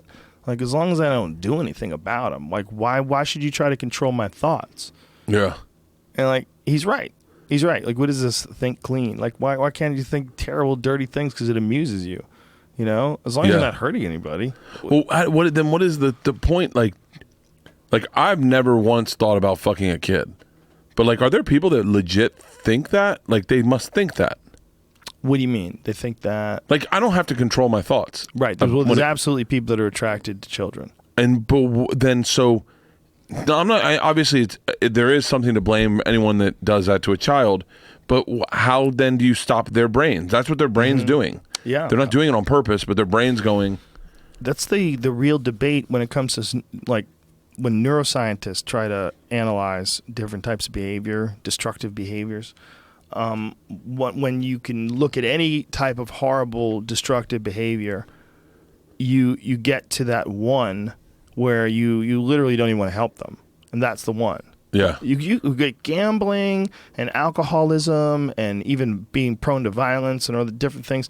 There's all sorts of different therapies and different ways that people would try to move you away from that. But I got to imagine there's very few therapies that anybody wants to invest in to try to get someone to stop fucking kids. Yeah. You know, there's like, we don't have any tolerance for that at all. I mean, this is a really volatile question to say, but is it their fault? Well, it's a real good question. And it's so easy to say, of course it is. Fuck them. You're having sex with kids, you piece of shit. It's so easy to say that. And in a way, you're right for saying that. You're right for thinking that because you're angry because what they're doing is terrible. They're ruining lives. We all know that. But I think human beings are just a combination of experiences and genetics and environment and all the data that comes into them. And the decisions that you make based on all those things, they're not even. Like your life experience is way different than my life experience. And I don't know what happened to him when he was a baby that made him this monster, this 45-year-old guy who Like wants Jared. Yeah, like Jared. I don't know. I don't know what happened to him, you know? Who the fuck knows what torture he endured when he was young? I don't know. You never know. Maybe he's just a bad person. That's a possibility too. I'm not discounting that. But what is it about that one thing in particular that we don't have any faith whatsoever that you can ever completely get it out of your system? Well, you never could. That would be like curing me from being straight. You say that, right? But isn't that crazy that there's no biological imperative there? You know, like there's no biological pull to have sex with little kids, right? That's just a crazy, fucked up perversion. It's not like saying you could never be with a woman again. You can never feel a woman's touch again. It's more like saying you can't gamble again, or more like saying, well, not gamble. Gamble's not. There's something like a crazy, perverted sexual attraction connection that they're having with people that they shouldn't, like young people, right? Well, where's that coming from? And if it's coming from them being victimized, and that's what a lot of it is. A lot of it is coming from them being victimized when they're young, and they in turn start victimizing other people. It's the most common form of how they think pedophilia actually travels back and forth, almost like a disease. It's really fucked up. It's like a disease of the mind. Like you could give it to somebody and fuck with their sexuality if you think about it. If you molest kids, and if you look at all these guys that wind up being molesters, a lot of them were molested as kids. It's horrible, man. So, and obviously a lot of them don't do that and don't have the urge to do that, but there's something that happens to some of them where it becomes this really fucked up thing that just keeps passing on from person to person, from victim to victim. Which is a horrible stigmatization if you've been molested, because you assume if you tell people, then everyone will think you're going to be molesting kids. What a weird thing it must be to have that impulse, too. An impulse that you know is horrible. I'm so glad I don't have that, because I cannot control my brain. I definitely cannot. I definitely think massively horrible fucking thoughts. But that has never crept in there to the point where I think I can't imagine what draw it is to what draw it would be to be with a child. It's not a draw. It's like there's something broken, man. Some crazy disconnect in your mind. I mean, I look at sexuality and I would like to be with someone. I would like to share a moment with someone accomplished that knows what they're doing. I would hate to instruct someone. I would never want to sleep. I don't even want to sleep with You say that, but do you remember that movie 10 with Bo Derek? Yeah. It's pretty hot, right? Yeah. Okay. Imagine Bo Derek, and for whatever reason, she's been on an island for the first 24 years of her life, and she's never seen a man. And finally, you and her meet, and you're hanging out, and it's going to be the night, but she doesn't know what to do. I think you'd fucking help her out. I think you'd show her the way. And I definitely tell her a bunch of how it works. Like, hey, when I'm done, dude. Oh my God, look at that. She's so pretty. What's interesting is that book, Lolita. What is that book? I don't know. I read it. I want to say I don't know. I read it. I think I read it in Russian. Oh, no way. I swear to God. Can you speak fluent Russian? No, I can understand Russian, though. Wow. Now, how much can you read? None anymore. Oh, you used to be able to? Yeah, I used to because it's a different alphabet, and I can't read it at all anymore. And I thought I would be able to pick it up a little bit. I have a diary written in Russision. Whoa. Yeah, when I was backpacking through Europe, because we were all traveling together after Russia, I was keeping a journal, and I was just writing in Russian because I was like, I could be on the train and I could write whatever I want, and no one could really read what I wrote. It was a very simple journal. Like it was. Today it's meat. I like riding bikes. Yeah, man, you're those kind of life experiences are just to go into the place where they write those things and learn how to write in that language and write your own little blog and speak with those people, and that's a crazy life experience, man. That's very enriching. I've been telling the story on stage now of riding motorcycles in Vietnam through rice paddies. Oh, well, when I called you on the phone? Yeah, it's a great story because we had been drinking and smoking hash when I was riding the motorcycles, and you called, and I was listening to music, and it snapped me into reality. And you're like, what are you doing? And I told you, and you're like, dude, this is fucking Bert. This is what it's about. You're like, it was a very pivotal speech in the way I looked at that show, because you're like, these experiences, fuck the show. These experiences define you, and you need to talk about this on stage. You were like, literally think about, look around, remember your surroundings, and bring this up on stage. And I was like, I will. And then I was like, fuck yeah. And the sun was setting, and it was fucking beautiful. And there's oxens in the rice paddies, and there's birds. And I'm listening to Spanish Caravan by the Doors, and I'm fucking flying. And now I just had this conversation with you, and I'm looking at my shadow in front of me racing me. And that's my childhood. And that's my and I'm like, oh, this is the greatest thing ever. It was like, and then my wife called. Oh, wow. I was like, it worked so well with Joe. We'll try it with her. And she was like, get off the fucking bike. Whoa. You have high blood pressure. But yeah, like that's the hardest part, is telling these stories on stage. Two totally different reactions. Oh, yeah. Would it be great if she coached you on, right on, Bert the Conqueror? You are the machine. She screams it at you. You are the machine. I got the audio. I told it to Jay Okerson. It's so funny because they're like, Rogan's your spirit. Like, it was a great. I got the audio. I was going to post it and have someone do animate it.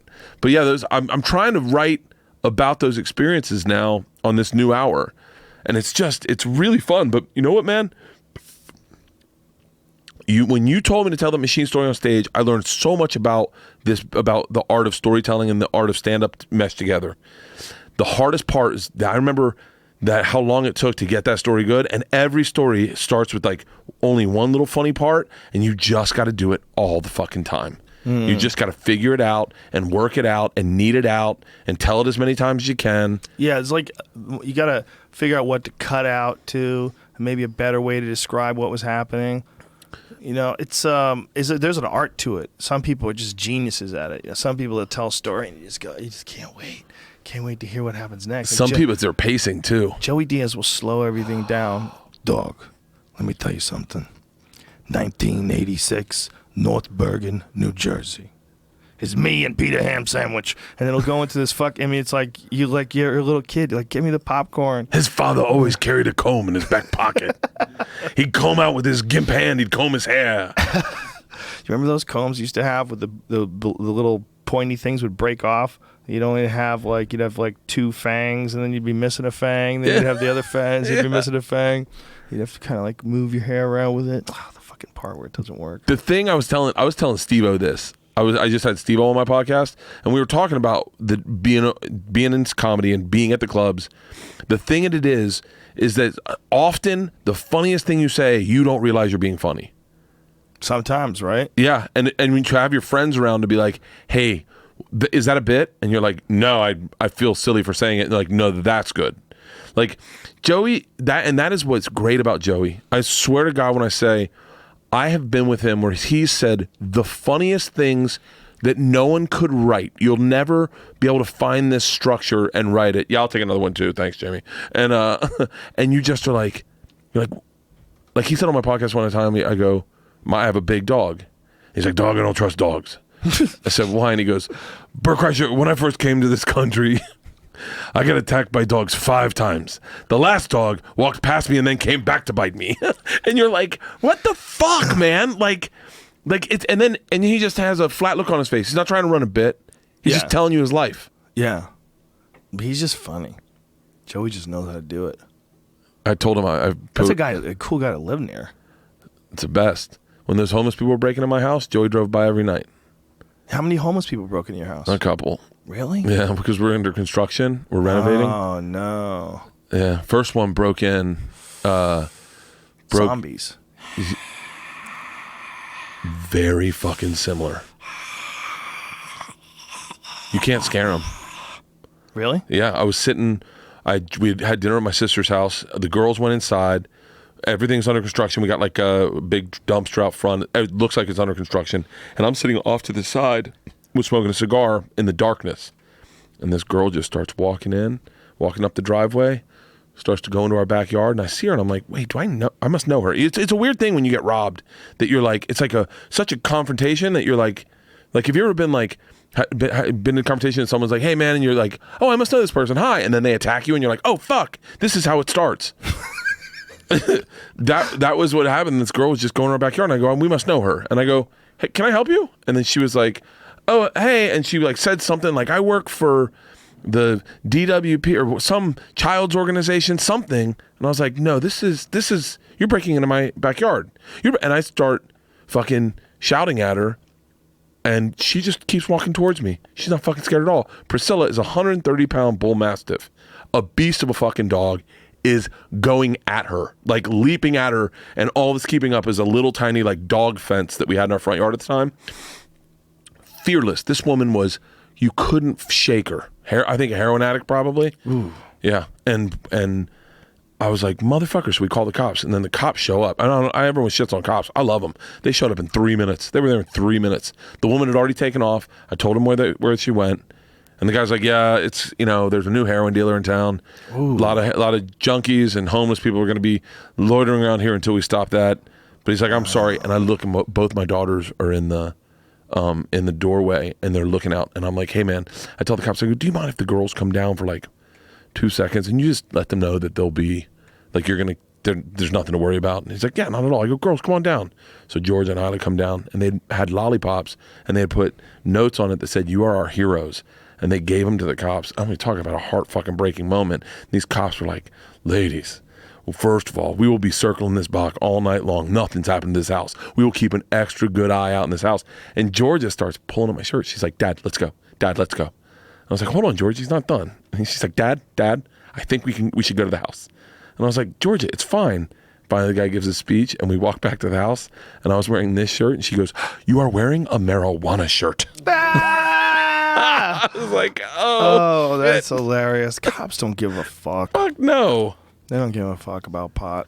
They want more people on pot. Everybody just relax. What was bringing the homeless people is we had a porta potty in our front yard. Do you know anybody that's ever shot the heroin? Actually shot it? No. That's what Hedberg used to do. Yeah. I didn't know him well, though. I mean, that was when, he had gotten gangrene. And, I think it was 2003, Stanhope pulled me aside to tell me that he was in the hospital. And then Hedberg is like, his leg was really fucked up, and they were worried he was going to lose his leg because he had gangrene from shooting in the same spot. And but I didn't know him well. He was more of a friend to Stanhope. But as a comic, I was a huge fan. Well, as a person, I was a huge fan of his. But as a comic, I really respected him. He was a great comic. Yeah, just interesting too, and really unique. And he just always made me laugh. I just really I always enjoyed his he had such an absurd style. It made you giggly. Yeah, it was so unique. Yeah, but he liked that heroin, I guess. Did you hear the reference? Stanhope made a Mitch Hedberg reference last night. No, I didn't hear it. Dufresne, party of three. Dufresne, party of three. What happened to the Dufresnes? I say we start a search party of four. Yeah, his pacing and his style of talking. He was the first comic that I ever heard say "ain't," and it was poetic. You know, Yeah. Man, I ain't even gonna do that. Yeah, he had it down. I would pay right now. I'm not even joking. If you said to me, I have a 30 for 30. You know what 30 for 30 is? ESPN. I have a 30 for 30 about Mitch Hedberg that's an hour and 20 minutes that covers all the real. I'd pay easily $1,000 to watch it. Wow, strong words. I would. Man, You that got a guy. price. I find that shit interesting. Me too. I wanted to do a series for Comedy Central where we had almost like a podcast, but where I would go to all the comics and I would have them tell me their best Attell story, their best Hedberg story, and then I'd compile it all into episodes about comics telling stories about Attell, comics telling stories about Mitch, comics telling stories about Stanhope. Like, imagine if you did one with Stanhope, and everyone I had on my podcast, I just took 5 minutes aside and was like, tell me your best Doug Stanhope story, and then I just compiled that into a 3-hour podcast. And then let Doug listen to it, and then at the end of a story go, objection. That would be a badass. It would be badass. Maybe I'll do that about Stanhope. It's not a bad one. I got a gang of stories, I'm sure. He's always been a character. I told a good Stanhope story to Marilyn Manson last night. Did you? Yeah, well, I take that back. I told it on stage. Isn't it weird hanging out with Marilyn Manson? Very fucking bizarre. It was odd. I shook his hand. In the process of shaking his hand, I was like, oh shit, that's Marilyn Manson. I walked in too, and Doug's like, Manson's in there, and I think there was like I was thinking of a guy from Bubba the Love Sponge or something. Oh, okay. And I was like, okay. And then we walked in, and I went, oh, that's Marilyn Manson. And I just was like, super easy to talk to. really smart fucking dude. Yeah. You know, he's a really good artist. You ever see his work? His artwork? When I worked at Barnes and Noble, his book came out.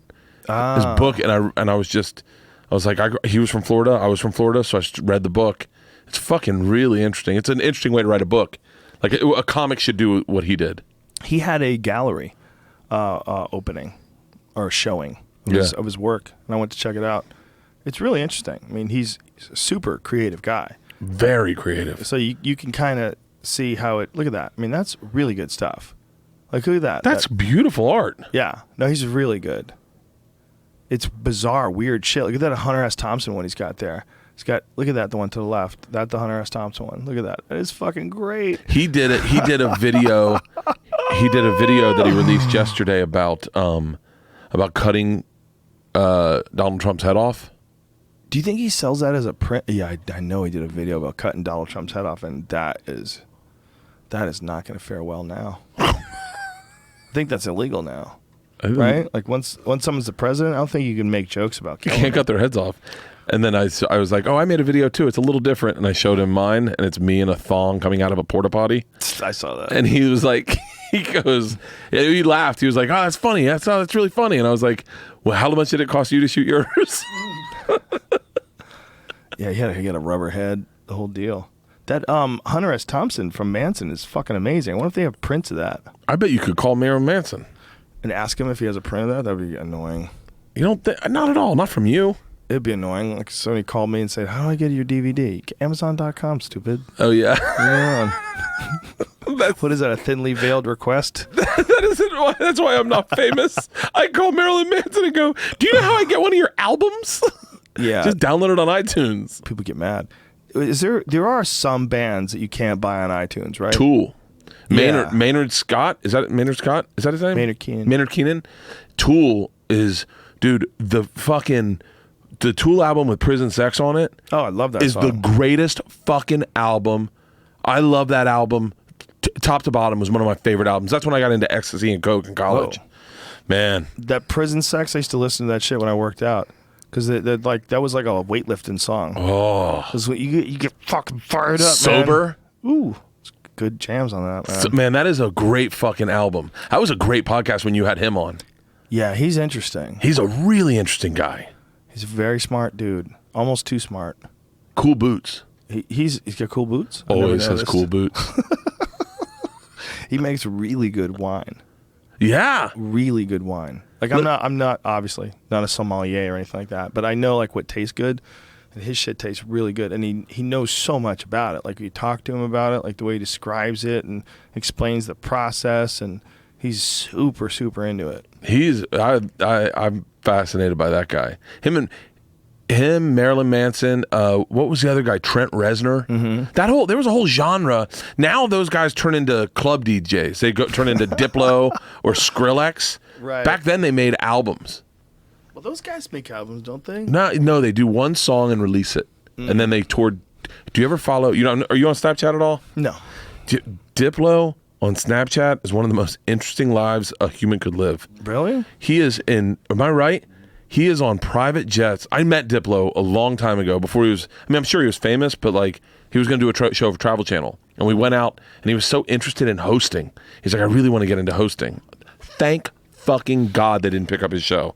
He travels on private jets to Helsinki, then to Tokyo, then to Ibiza, then to. I mean, he's in Vegas once a week with Skrillex. They do a party, it's the craziest fucking life, man. He's just super balling. He's super balling, and he doesn't look like he spends a ton of money other than private jets, but he seems like he's got his shit together. He's a really sweet dude. And they do a show in Vegas every week? Him and Skrillex. Wow. I watched on Viceland. What's the TV Viceland? show? Yeah. Viceland on Noisy, the host, who I forgot his name, but he's a great host of Noisy. He really is a fantastic host. And I'm speaking from a hosting perspective. Very laissez-faire, casual host. I wish I knew his name. I'd give him a shout out. went to Vegas for a weekend and partied with like all those guys, and just their lifestyle and how much money they make. I mean, they were making, you know, and then I didn't even know that DJ AM. Do you remember that guy who died of a heroin overdose, but he was in the plane crash? He was a great fucking DJ. Like a legit great DJ. And I was like, oh, I just thought he was some reality star. I didn't know he could DJ. Like he went on to Big Boy in the Morning, I think, and was the first person to do mashups of like Run DMC and Sweet Home Alabama. And he was playing Sweet Home Alabama on the fucking Breakfast Club, and everyone's like, oh shit. It's a fucking, I got really into that. That's one of my wormholes that I went down, was started Googling everything about these DJs. And then I end up watching a girl doing drums. Have you seen these girls that do drums? It's fucking baddest thing. Well, isn't it interesting what shows have come to in Vegas? Like what a thing used to be in Vegas is you would go to Vegas and you would see a band, and you still do that a lot in Vegas. But more often than that, you have DJs. And these DJs, they have regular shows at these places. Yeah. Well, they do it all the time. This is a silly question. Would you take a, what are you looking for? I was going to give you a bottle opener. Oh, I got it. Would you take a residency somewhere? I don't think so. I don't think that would be as fun. What if it was in LA? I think I'd like to do whatever the fuck I want to do. I like doing it exactly how I'm doing it. I don't want to do a resident. I don't want to like be required to be in one spot because I'd like to schedule Phoenix one weekend, Boston another weekend. I like to do it like that. I don't like to do it where I have to be somewhere. Like every week. It's not a bad thing, but if you can have freedom, take freedom always. That's what I think. What if they said? What if hypothetically speaking, Bill Burr, Doug Stanhope, myself, you, Fitzsimmons, did once a month in Vegas and did that show in Vegas like that? Like that. Wow. Yeah, I would commit to that. I'd commit to that. That would be so fun. By the way, I'd definitely commit to that because I would be the one probably making sure dinner was ready for everybody. But why do we have to fly to Vegas? Why not do it here? Why not do it exactly like we did last night? Yeah. Yeah, see, don't complicate shit. Oh, yeah, I guess. Yeah, we're in the store. We all live here. What the fuck we flying somewhere else? Good point. Yeah. Sometimes I complicate things just because I go, that would be fun for us to all have hotel rooms. Well, you're thinking about having a residency. You want to be like Dean Martin and fucking Sammy Davis Jr. So badly. So badly. The new Rat Pack, ladies and gentlemen. Everybody wants to be the new Rat Pack. This is the gang. The gang's all here. The Bro Pack. The Bro Pack. We're broing out, bro. Yeah, but doing a super show is that, you know, like what last night was like a podcast super show. Yeah.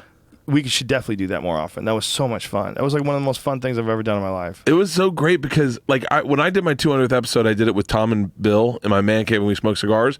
And halfway through I went, oh wait, I've had the ability to do something like this all the time, is have my friends come in together and us just hang out and drink and bullshit. Yeah, we could do that all the time. But that last night was just, I will for the next week, I'll remember moments of that and just giggle. I wish I was there for the Sarah Tiana Bill Burr pornography fight. Yeah. I'm very bummed out that I had left when that was going down. It would have been, it was an interesting debate. I think it all started with condoms and porn. Yeah. Well, people get weirded when it comes to watching people fuck. Some people don't think you should be able to do it. I'm into the weirdest shit now. Are you? I broke my governor. Talk to me. I'm fucking. What are you into, choking? No. I was into mascara. I got into quicksand porn for a second. But you remember we talked about that. Some guys can't come unless the girl's mascara is like covered with like sweat from gag and tears. That doesn't turn me on. My big thing is close-up orgasms. Close up? You like them close up? Yeah, because that's the way I see them in real life. My wife is the one that fucked me up. She was like, well, I was watching someone and it was like a guy and the girl's gagging. She was like, I don't fucking gag. And I was like, no shit. And then she was like, oh my God. And then she was like, yeah, but that's so funny that you'd watch something that you don't even do. And I went, what do you mean?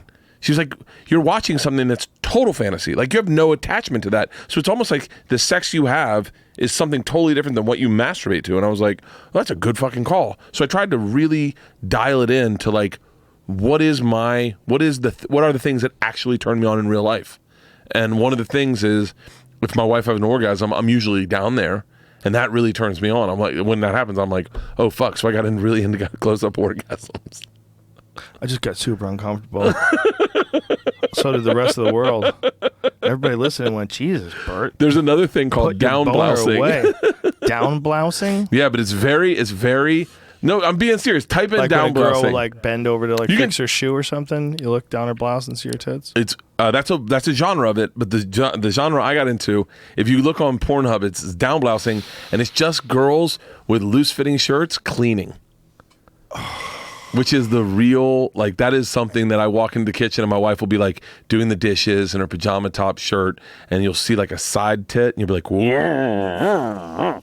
How's that go? There's tigers in here. There's a tiger in the city.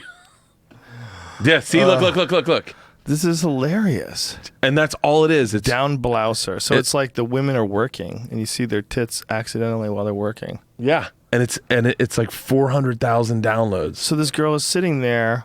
She's jiggling her tits back and forth Yeah, and just pretending that And she's she's- working. and usually they're talking to you, like about just Yeah. mundane stuff. God, I'd hate to clean. I really want to suck some cock. Like, There's a lot of these. because it's moments that you get in real life when you see a woman's tit from a down blouse, and you're like, whoa! And it's not pervy. You weren't doing it on purpose. It's very pervy. What are you talking about? It's a little pervy. This is pervy as fuck. It's like you can almost see her nipple, but not quite. Oh, I just saw it. I just saw tit. it. How come this is on the YouTube if you could just see a nipple? How come it's only got 16,000 download views? People. Oh, there's straight This up is why nudity. we need Donald Trump. Wait, that's straight up America nudity. Great again. Yeah. They haven't found it yet. It's in the YouTube. Well, that lady over on the right with her big boobs. That looks like you can see her nipples too. Yeah. Like, you know that race car video where the girl's top pops open? She's in a sports car and they're riding fast and she's holding on and then her top pops open. Yeah. There's something super sexy about that, and it's not watching a girl gagging a cock. Look at that girl. Yeah, Jesus. Jamie, what's going on? Look at her. She's like, you want to see my tits? Nope. Psych. I don't think so. Psych. It's like almost I'm going to do an equivalent down blousing. of this, but it's called down dicking. Down dicking. And it's just me. Okay. Oh, you can barely see my dick. Oh, okay. I get it. I get it. It's not bad, right? No, not at all with this girl. Oh, and you keep going, come on, move. Yeah. Fall off to the side. Yeah, down blousing's, Bert, you're into some weird shit. I no shit. What happened? Because I was watching regular porn, and then it just kind of escalated, and like it was like, and truth be told, I was with the dominatrix one time, Oh, Jesus. and she showed me some videos, and it was bizarre shit. She showed me a video that I was like, I don't get it, but then I got it. Whoa. Like it was a girl in pantyhose, and she was like by the pool, and her friend was spraying her with a hose, and it wasn't even like that's all they were doing, but it just looked sexy, and I was like, oh shit, it doesn't have to be hardcore porn, it can just be something hot, you know, like something Right. where you're like, oh fuck. And so and then I had that conversation with my wife, and I was like, yeah, I should find stuff that's more connective. Do you ever look at a girl in porns and you're like, how did she get in there? Like, how come she just isn't being a model or an Right. actress? Yeah. Like, she's so beautiful. Yeah. What the fuck happened? There's a girl that gives massages. Do you know who the girl I'm talking about? She's got black hair. I watch a lot of. I'm going to share this one time. Okay. Because they go, would you like to share this video on Facebook? You're like, no. I'm not going to post it to my Facebook timeline. Hey guys, guess what I was doing at 2 a.m? But there's a girl that gives massages, and she's all in white. She wears all white, and she is so beautiful. She might be as beautiful as Anne Hathaway, like that kind of she looks like Anne Hathaway kind of. If anyone knows this woman I'm talking about, send me a picture or just send it to Jamie. Don't you think there's a bunch of them? No, there's one girl specifically. Who would have thunk that would be a market that someone could corner? The massage on YouPorn. That she's got that down. Yeah. Whoever thought Backroom Casting Couch would ever be a show? That's a whole thing. Oh, I watch just because I try to figure out if it's real or not. I don't think it can be. I think you have to sign papers. I know, but I watch it the same way I watch Magician. Like, I'm waiting to see the trick. Right. I'm waiting to see her slip up and go, Dave, seriously? And he's like, what? How do you know my name? I think I'd recognize that guy in a locker room. Yeah. Just from his voice and his hernia. How strange that there's that is a genre. Like, you're excited. You're there with him while he's casting these girls. Like, let me see what you could do. Okay, now. Should I do it now? Yeah, get on your knees. And you're like, you're alone in your hotel room. He says the same verbiage every time. So I'm going to send this tape to casting directors, but I think first I'm going to need you to get naked and suck my dick. And you just, the look on her face, it comes at her so fast. She's like, huh? And I go literally, if this is real and it's casted, porn stars aren't that good. Right, as an actor. Yeah, as an actor, they're not that good. Well, I'm sure if he's made a bunch of them over the years, he knows what he can do and not do. So you could always get someone to sign the paper after you do all this stuff. He should start a YouTube channel with all the fails, all the people that walk out on him. Yeah, but then you can't use their footage. Or you can blur their face. Yeah, blur their face. I guess I want to see the... You'd want to see the reaction. Yeah. I don't think you can do that. There's like certain laws. Yeah. And you know the laws are different in different states too. Vegas, you can do it. Yeah. You can do a lot of crazy shit in Vegas. That's why they did crank anchors there. Yeah. Have you seen oh shit. What's the Impractical Jokers? No, I have not. It's a funny fucking show. I keep hearing it's really good. I don't like prank shows, but it is a funny fucking prank show.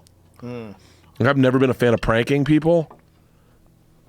No, I'm a fan of Doug Stanhope, and Doug Stanhope's a fan of them, so I take it on by proxy. Yeah. I watched it because of Stanhope. I wouldn't watch it because I don't like prank shows, but it's fucking hilarious. Do you know who used to have a really fucking good prank show? Who? Jamie Kennedy. Dude, Remember that show? Yes. What was it called? The X something? The X Factor. X Factor. No, not the X Factor. The Jamie Kennedy Experiment. That's it. And he used to say, like, you got X'd or something like that at the end. Didn't he say something like that? Yeah. Jamie Kennedy's an interesting guy because he is extremely fucking talented. But he's not working right now. Or I don't see him, at least. I saw him at the store the other day. I didn't see his set, though. Yeah, you don't hear about him that much. Was he on that show, that ghost show? Ghost Whisperer show or something like that? Yeah, because he started dating that girl. That girl, I think, fucks everyone's head up. Wow. Love. What's her name again? Jennifer Love Hewitt. Oh, yeah. Man, I watched her Day in the Life on MTV, and it reeked of fucking crazy. Like, reeked of crazy. She was like, I bought you a present to her friend, and her friend's like, you don't need to buy me presents. I like you. She's like, I still want to buy you a present. Wow. Jamie Kennedy did something. I'm going to put this out to the listeners. If you can find this for me, I swear to God, it would be the biggest gift in the world.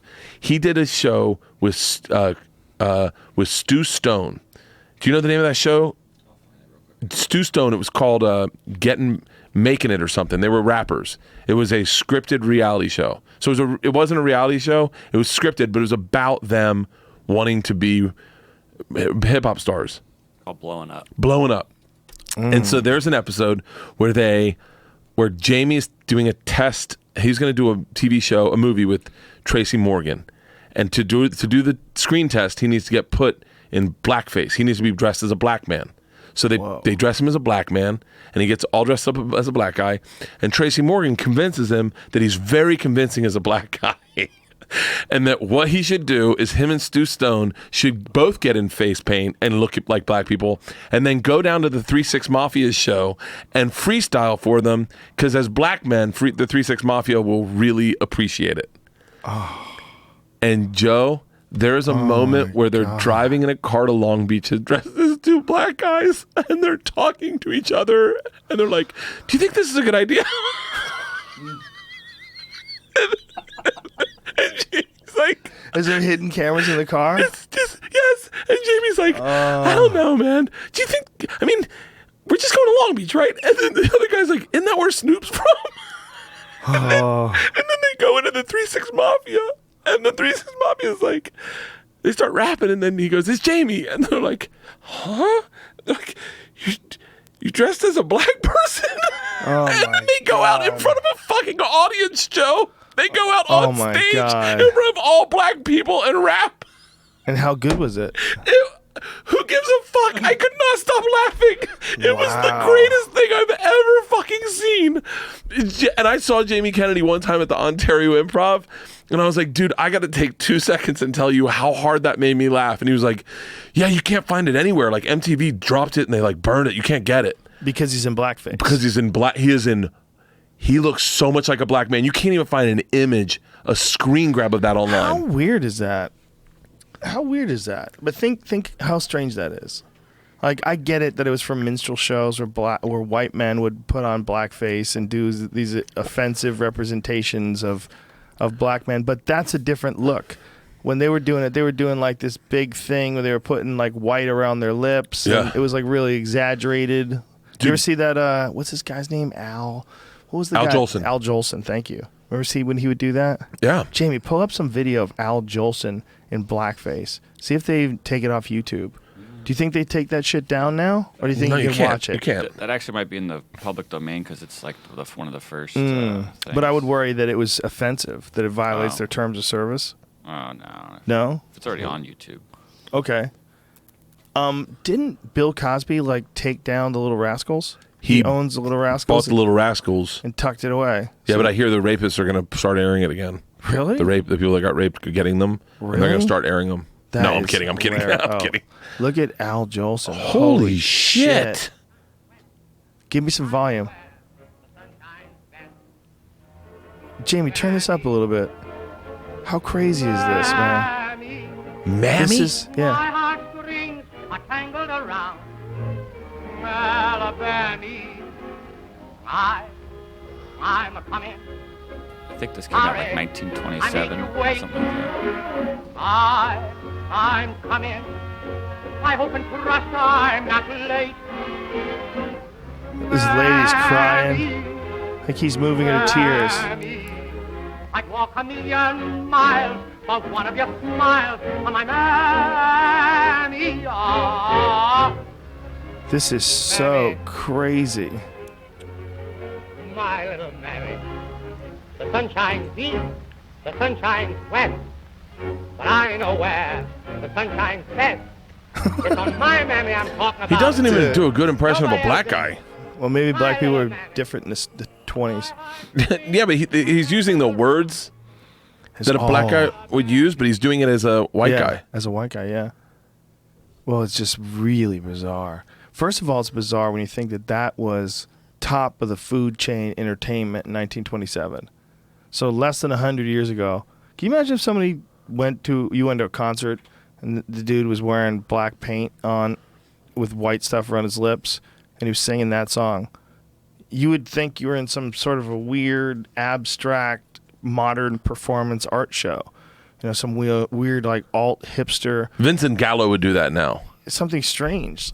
But then he wasn't joking around. That was like he was trying to like be, what a wonderful song, Al. What a wonderful song. Like those people were apes. Like just from 1927, they were so goofy that that was fun for them. They're like, we're going to go see the Al Jolson movie. That Al Jolson's a hell of an entertainer. I love when he sings. He's got a beautiful voice. He sounds just like them. It was the first talkie. That was the first talkie? First movie with synchronized sound. That one was? Yeah, so Man. they had just all silent films until then. Wow. So that guy must have been balling. I bet he was slinging that makeup covered dick all over town. I bet there's a part of him that was like, what, do I need to put the makeup on? Mammy. Yeah, they probably wouldn't know who he was without the makeup. Fuck. That would suck. Did It'd be you- like Gene Simmons. Like if you were, if you had the Kiss makeup on, you went to a bar, you Yeah. would know what's up. If you I go to the remember, bar with no watching him makeup. in that first movie that he did with Tom Selleck with the Oh, spiders. Yeah, yeah. And I was like, oh shit, that's Gene Simmons?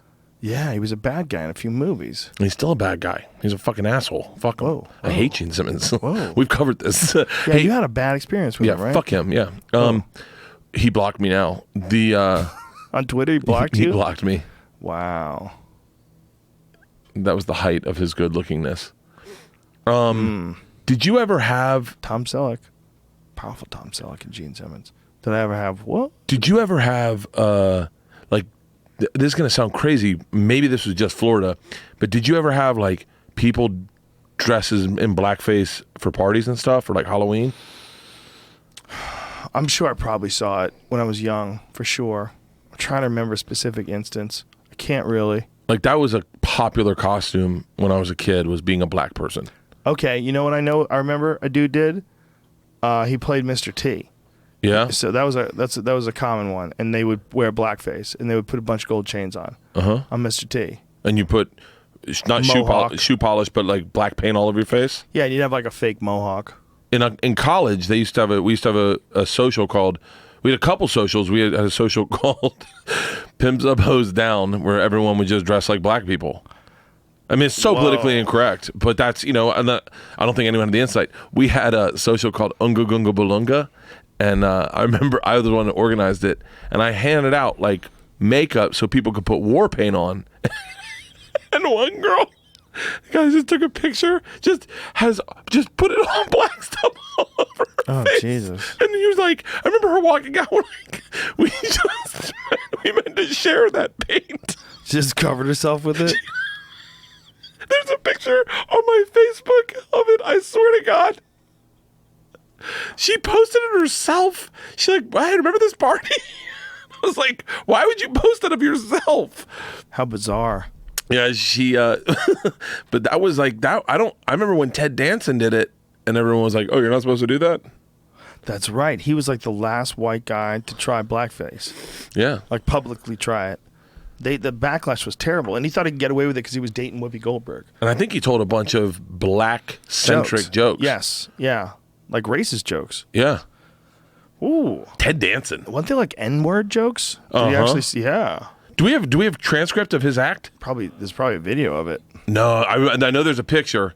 I guarantee there's a video of that shit. No, that's not when people didn't have videos back then. Or if you took a video, you could just get... Oh, for real? Yeah. I remember watching it. I remember watching video of it. I think they filmed that event. It was for the Friars Club, right? Something like that. Yeah, it is a weird ethnic group that you're not allowed to be Asian, and you're not allowed to be a black guy. But if you're a white guy, you can become a redhead. Nobody will get upset. No one will get upset. Nobody would get upset. If you were black, you could dress in whiteface and no one would 100%, care. no one cares.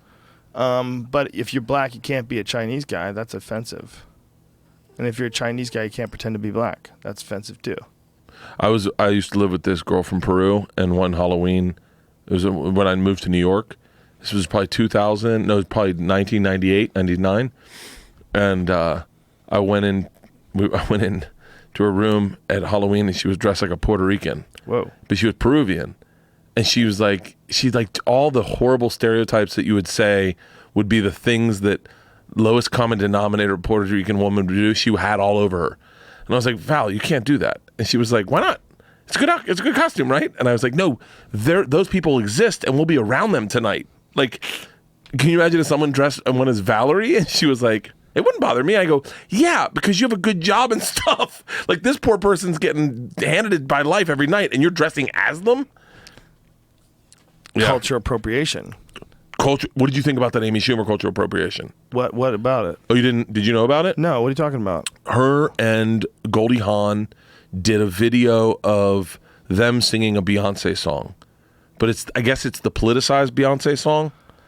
Okay. They shot a cover of them doing a Beyonce song, and fucking the internet went after her in a hard fucking way. Amy Schumer and who was with her? Goldie Hawn. Okay. So they're trying to be funny? Yeah, I guess. I mean, it's not very funny. I mean, it's funny, I guess, if you like I don't know. But the audience went after her because Beyonce's black? No, yeah, and the song is Really? about black women. It's called Formation. Oh. And it's the song she did at the Super Bowl where she stepped up on the cop car. Oh. And Lonnie Love went after her. What'd she say? She was like, I don't know, you can find the Lonnie Love clip, but Lonnie Love starts crying in it. She's Really? like, yeah, how dare you take that from us? It's not your story. Oh, shit. Yeah. Cultural appropriation is interesting because I've kind of been guilty of it my whole life because I love hip hop. I don't know. Isn't that being a hip hop fan? Like, when does it become cultural appropriation? When you cover someone's song, it's cultural appropriation. Doesn't that sound weird? I guess if you're pretending that that's your life that you're talking about, but clearly she's not, right? She's just having fun singing a song that Beyonce sings because she's a fan, I guess. Isn't that the idea? Yeah. It looks like they're having fun, just doing it for the fuck of it. I mean, I'm looking at this, I'm seeing people being silly. What are we really getting offended by? We're getting offended by this? Yeah. Wanda Sykes is in it. They were really offended. I didn't. Not only did I not care, I couldn't sit through the video. Well, they're just being silly. Yeah. I mean, it looks to me like they're just having fun. Who gives a shit? If people are really upset about that, like, come on. I guess there's. I don't know. I don't know, man. I think we're finding way too many things to be upset with lately. Not anymore. Now that Now that Trump is in office. Trump's office. Make all the fucking videos you want. You know what it is, man? This is everybody getting a voice. Everybody getting a voice. The world has a voice. And they're looking for things to be upset by. And they see this, and they go, I think this is wrong. You can't do that. You know, and they just decide they're going to go after her. You can't take that from us. Like, she didn't. She made her own copy of a video. She made a parody video. People do it all the time. Yeah. Who gives a fuck? It's not like you can't still watch the Beyonce one. And by the way, if you don't like this, you can make fun of it. Who gives a fuck? It's got 2 million downloads. Good. But people getting upset by it, not good. I mean, or good. Like, go ahead, get upset by it. But it just, at a certain point in time, it gets real weird. You know, it used to be you could dress like a cowboy and an Indian. You can't do that anymore. No. That combo is off. A girl cannot be Pocahontas anymore.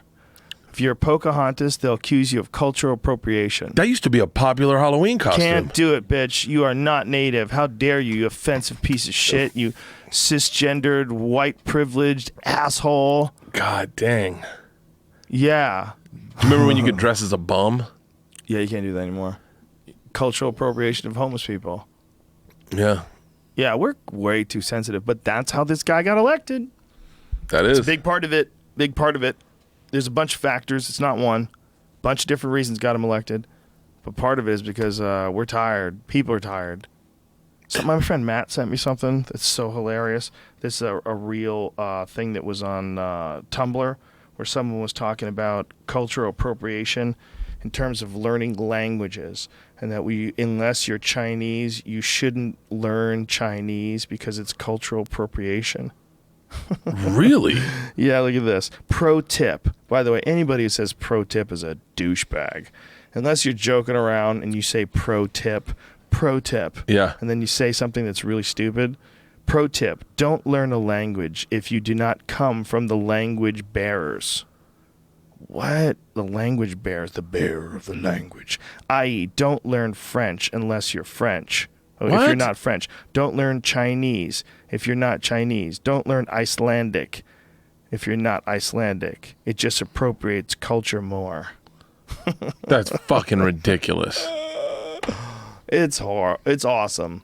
Because it's so silly. It's so silly. I really think that's how guys like President Trump get into office. Dude, I'll tell you what. I voted for Hillary, but I get angry like the way the guys who voted for Trump must feel. I get angry when I see stuff that's just absurd. Like there's a video of that I doubt you've seen, but it's your name's in it, so I thought you were in it, so I clicked it, and basically it's a social justice warrior going to an open mic and doing stand-up. But instead of doing stand-up, he just keeps repeating, your jokes are not funny. The insults hurled are real. These are real. And it's like, I think it's got you and Jim Norton are in the title of it. Jim Norton, Joe Rogan, social justice warrior stand-up. And I was like, I came up in my feed on the side. What does it mean? I don't know. It's like, so he's just using the stage to yell out that people shouldn't tell jokes because they're not funny? Yeah, that any joke intended to harm, any joke that has someone else as a target is harmful. And that any joke about anything like racial, sexual, that I guess that comedy is not funny. I don't really know. Did you see do you know the video? Dude, don't even give it any attention. Yeah, I'm not going to. But you know what I'm talking about? Yeah, I don't. Yeah. But it's and I was like, it's fucking that you're in bed and you're like, and then you're sitting upright and you're like, this fucking idiot. Fucking guy exists. Well, there's people that find things offensive, right? There's some people that don't find anything offensive. Some people that find everything offensive. And then along the way, there's a bunch of people on the spectrum. All of them have their own reasons why they have a line that they draw, and then they don't like it anymore. And you're allowed to have a line anywhere you want, man. When you impose that on other people, that's the only time it becomes a problem. If you think for some reason that just because some people like a certain style, whether it's a style of music or style of art, anything, comedy is just one thing that people make, right? If some people like that style and you don't, and you get mad at it, and then you start deciding that these jokes are harming people and these jokes are damaging people, well, first of all, every art form, whether it's music or whether it's movies, every art form is allowed this sort of false. We have this understanding that you've created some fiction, right? We have this understanding that this is not necessarily the person who's written this book's exact thoughts on things, nor is it the person who made this movie, who made a fictional movie. That's like, it's a work of art, right? They've created these scenarios. These people didn't really die. Nothing really happened in that. But in comedy, for some reason, you can't say something ridiculously offensive, fully knowing that you know and the audience knows you don't believe it. But when you do it, it's really funny. Yeah. So there's that weird thing where you'll do something really funny that's super offensive. Like your Karate Kid joke, really funny. What was it? About Mr. Miyagi. Oh, yeah. I don't want to give it away. But it's... Wait, I don't care. I'll tell it. No. Okay, you can. I was watching the Karate Kid. You'd think at some point Danielson's mom would be like, I think this janitor's trying to fuck my kid. Like, it's true, right? I forgot about that joke. It's funny and it's offensive. Maybe that's not a good example because that's actually a logical joke. But there's a lot of, right? It is a logical joke. It's totally logical. But there's many times where you say something that's completely ridiculous, you don't mean it all, and you only say it because it's a funny thing to say. Yeah. And, to take that and to extract it and to say that that's like a hate crime when, you know that person's just fucking around. Like, do you remember when Tracy Morgan got in trouble? Yeah. Because it said if his son was gay, stab him. People got so fucking mad. What's interesting is that there must have been a few people that believed him. Yeah.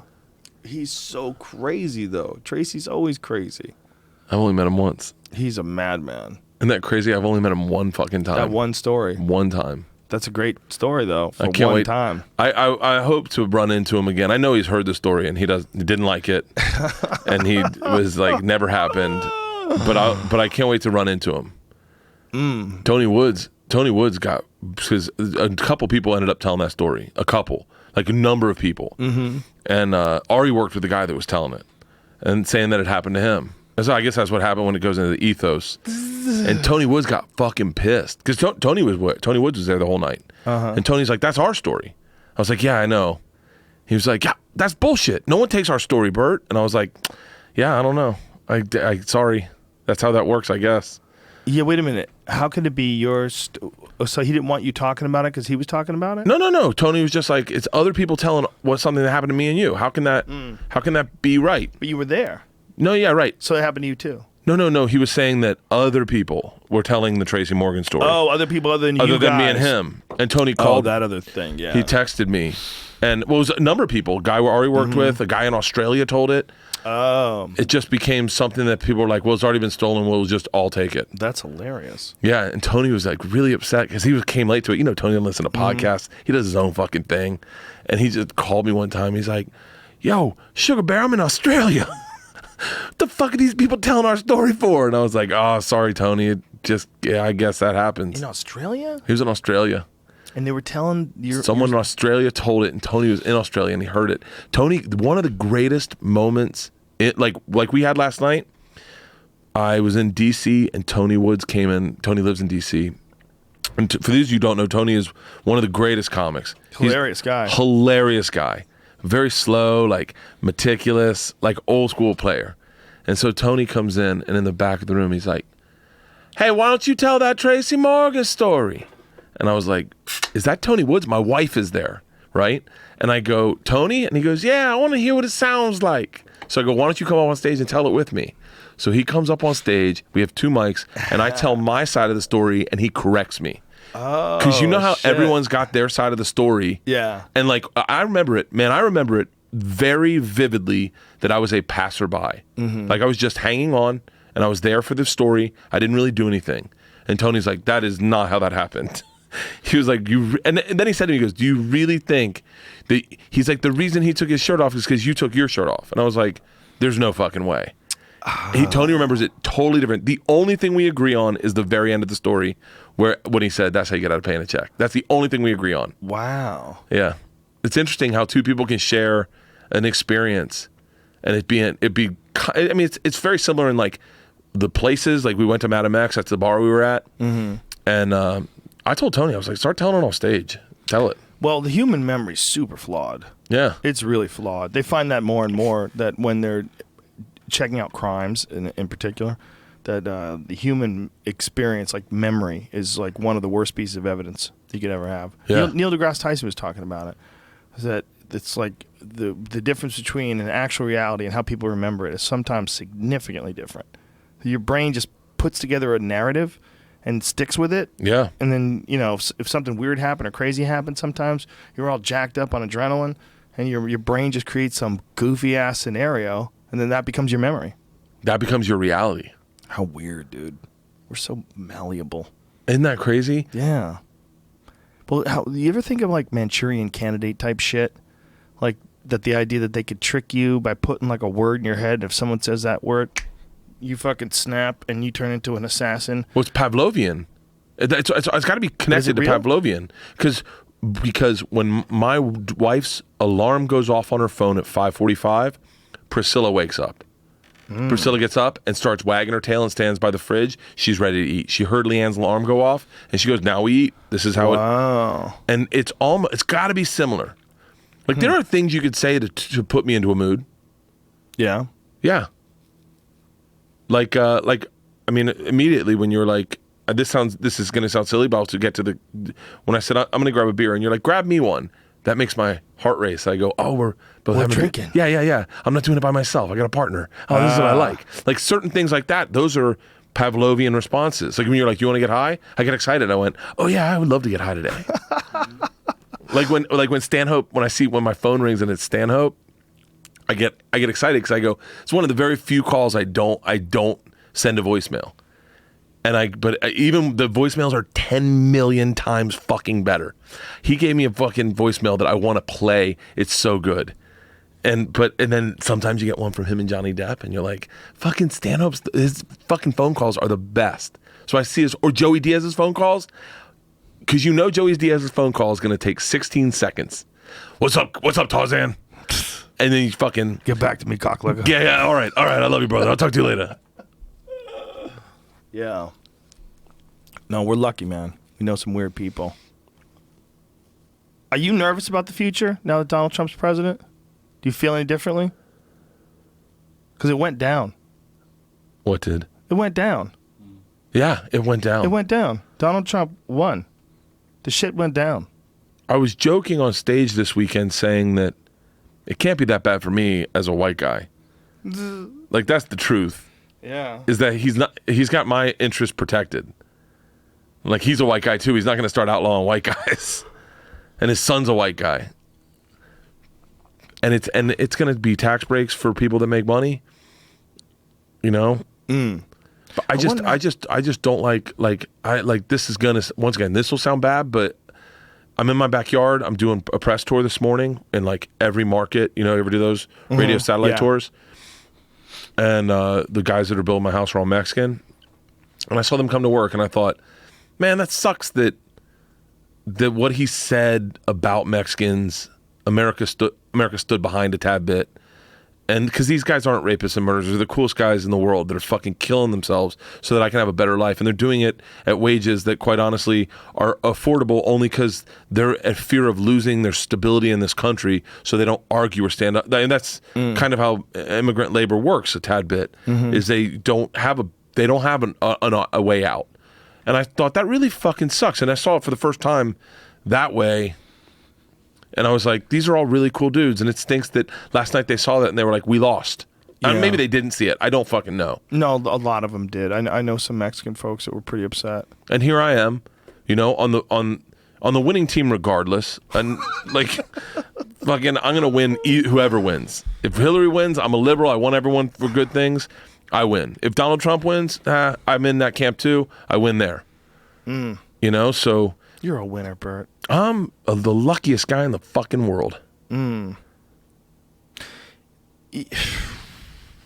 the whole Mexican thing is very strange because it's real. This is why it's really racist. It's not like you're dealing with an exorbitant percentage difference in the amount of people that are of Mexican descent that commit crimes versus the amount of people that are of American born that commit crimes, right? We both agree on that. It's probably like not much difference at all. But when someone comes here from another country and commits a crime, we look at it far worse than if someone who's born in this patch of soil commits a crime. You know, we decide that that's a big deal. Yeah. We decide that it's a bigger deal when someone from over there comes over here illegally and commits a crime, even if it's like the same percentage as just people. You know, if you get like 20% of the people commit crimes, no matter what they're immigrant or whatever, you'll look at the immigrant ones as being more significant because they're not even fucking supposed to be here. Yeah. And they're doing those crimes. It's sliding doors. What if that person had just never come here? That's how people look at it. But it's probably a percentage of the population no matter what. And then it also depends upon what has that person experienced. Like if they're coming from the Congo or some crazy fucking place. I remember my friend went to high school with some kid. I want to say the kid was from Jamaica. I'm pretty sure he's from Jamaica. And apparently he was a super violent kid. This is his first time in the United States. And he got in a fight with some boy. He went out to his car and he got a fucking giant kitchen knife. And he stabbed that kid right through the stomach in front of everybody. And everybody, and he cut some other kid, and the other kid ran away, and he's chasing him with the knife, trying to cut him. Holy shit. Yeah, and this is his first days in America. They just let him into the school, and this kid went into his fucking trunk and pulled out a knife. And I guess that's how he rocked it in Jamaica. And that was like what he had been exposed to.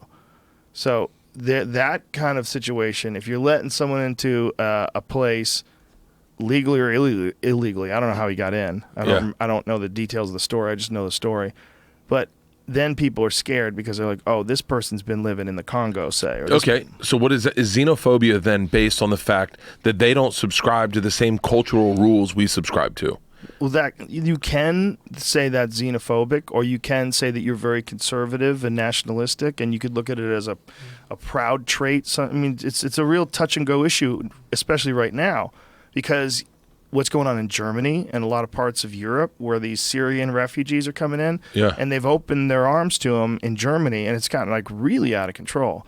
Like Germany's had some horrible assaults and rapes and groups of men that are actively targeting white blonde women for rape. Well, that's the truth, and I won't say any place, but there are places in this world where the social norm of rape is rape is a social norm. Like women just get raped, and they believe that's just what happens because they're women. And there's a lot of those people. There's a lot of those places. A lot of those people too. There's the sheer numbers of humans that subscribe to that kind of thinking still in 2016 would shock you. If you could just look at it as numbers on a board, if you just looked at the worldwide population and how many people would accept something like that, you'd be like, whoa. Yeah, we're just getting rid of beating a child right now. Adrian Peterson did it, and everyone fucking attacked him, and I'm sure he was like, I just hit him with a switch. It was pretty brutal. But there are places where, in this country, where you could totally hit a child and no one would say anything. And then there are places in the world where you could hit someone and no one would say anything. Yeah. And that's where that's part of, like, if you tried to dissect xenophobia, maybe is that you go, their social norm is different than my social norm, and I don't want people... I mean, that sounds like I'm defending xenophobia. Well, I have a theory that I've said several times on the podcast. Excuse me if you've heard it.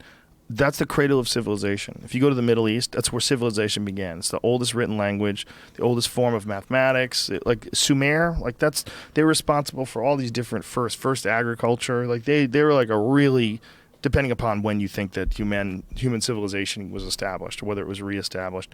But those people back then, that was a really complicated civilization, and it was like 6,000 years ago. Yeah. I mean, when we try to think about like how long human beings have been on this planet and how long we've been living our lives and what we've been doing, this is a really, really recent thing. Very. Dude, think about this. Slavery was just 200 years ago. Yep. 1865. Black people just got rights as humans in the 60s. Yeah.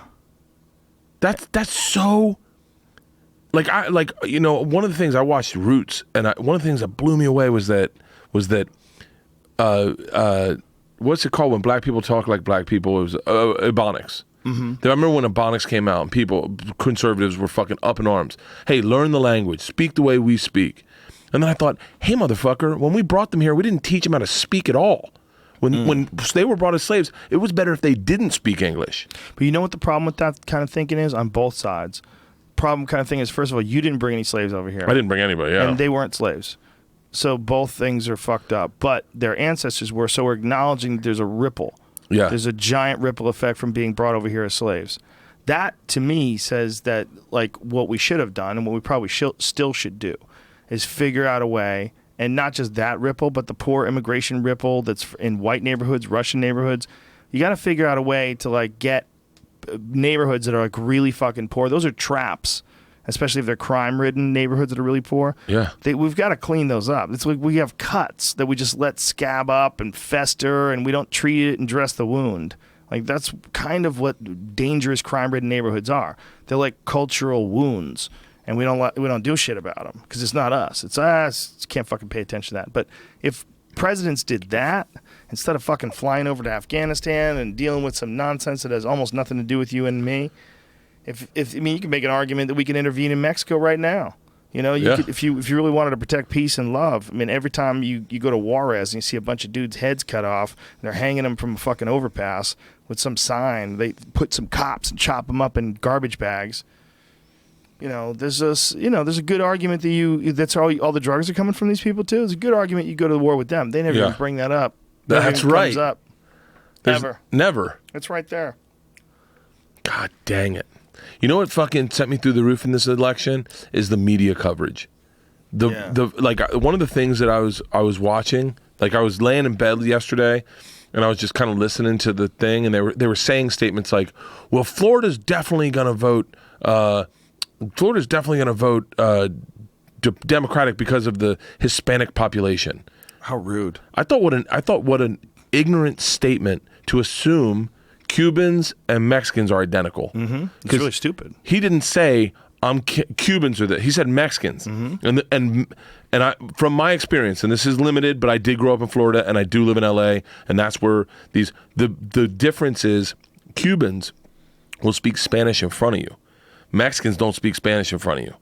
When you hang out with like two Mexicans, you're standing and like, say you're like in line or something. Mm-hmm. Mexicans usually just try to assimilate so they don't raise the red flag. It's all based on the fact that as a Cuban, if you come over to this country, if you step foot on the land, you're automatically a citizen. As a Mexican, they don't want you here. They want to send you back. Is that the case still? So if you're a Cuban refugee and you land in America, the second you step foot, you're a naturalized citizen. How weird. And that is the bone of contention between Cubans and Mexicans, and that's why Cubans, when you go to Miami, two Cuban guys will speak Spanish right in front of you, right in front of your face. And you're just like, are you guys talking about me? Or well, Cubans, they tend to be more conservative. Yeah, much more conservative. They vote very Republican.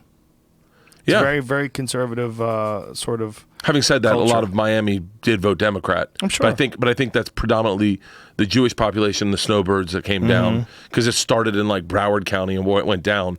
Yeah. But I grew up in Florida. Cubans were there's no limit to just Miami. Yeah, no. All my best friends are Cuban. Dude, Cuba has an interesting kind of a flair to it, right?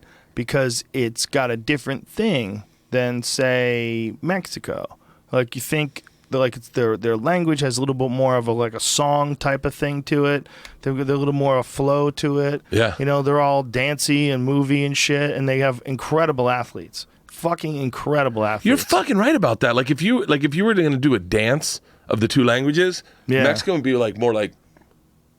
But with Cubans like yeah, they have a quicker sort of there's a flair to those people. Cubans we used to say words. We used to say like Cuban phrases like "mostraza" or "que pato."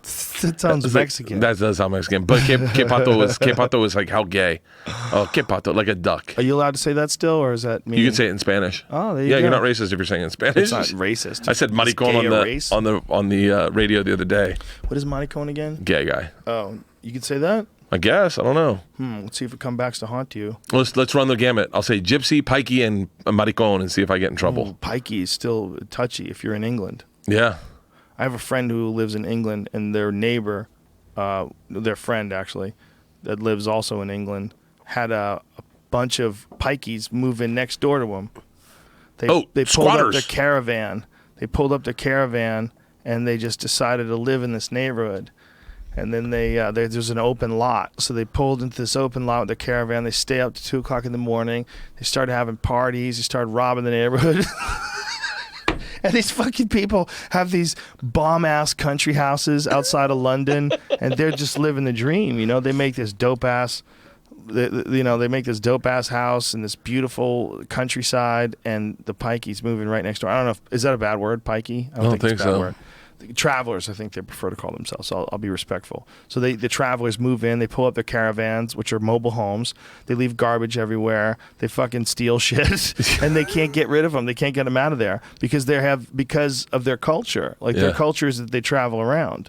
And so the European government or the UK government has established there's certain like things that they're allowed to do. And one of them is they're allowed to just like live in a place where nobody lives. That's so arbitrary. Within reason. I mean, I'm sure they have like boundaries where you're not supposed to go, but next to this guy's fucking house, they were allowed to live. I fucking lose my mind. And apparently this guy's like this really wealthy guy that bought this insane house out in the London countryside, and the travelers moved in right next door. And they party all night. They have bonfires and shit. Oh, fucking bonfire. Yeah, they beat guys' asses if they talk shit to them. You know, maybe this isn't a good place to have a fire at 2 o'clock in the morning. They step up and punch that dude in the face and laugh. Oh. Nobody can do shit. They live a different world. They live a totally different life than you or I. But they're people. People are just so malleable, man. That's what I was getting at before. That's why one of the things that concerns me about Trump is that the president becomes sort of the way the people that follow him, he leads the way.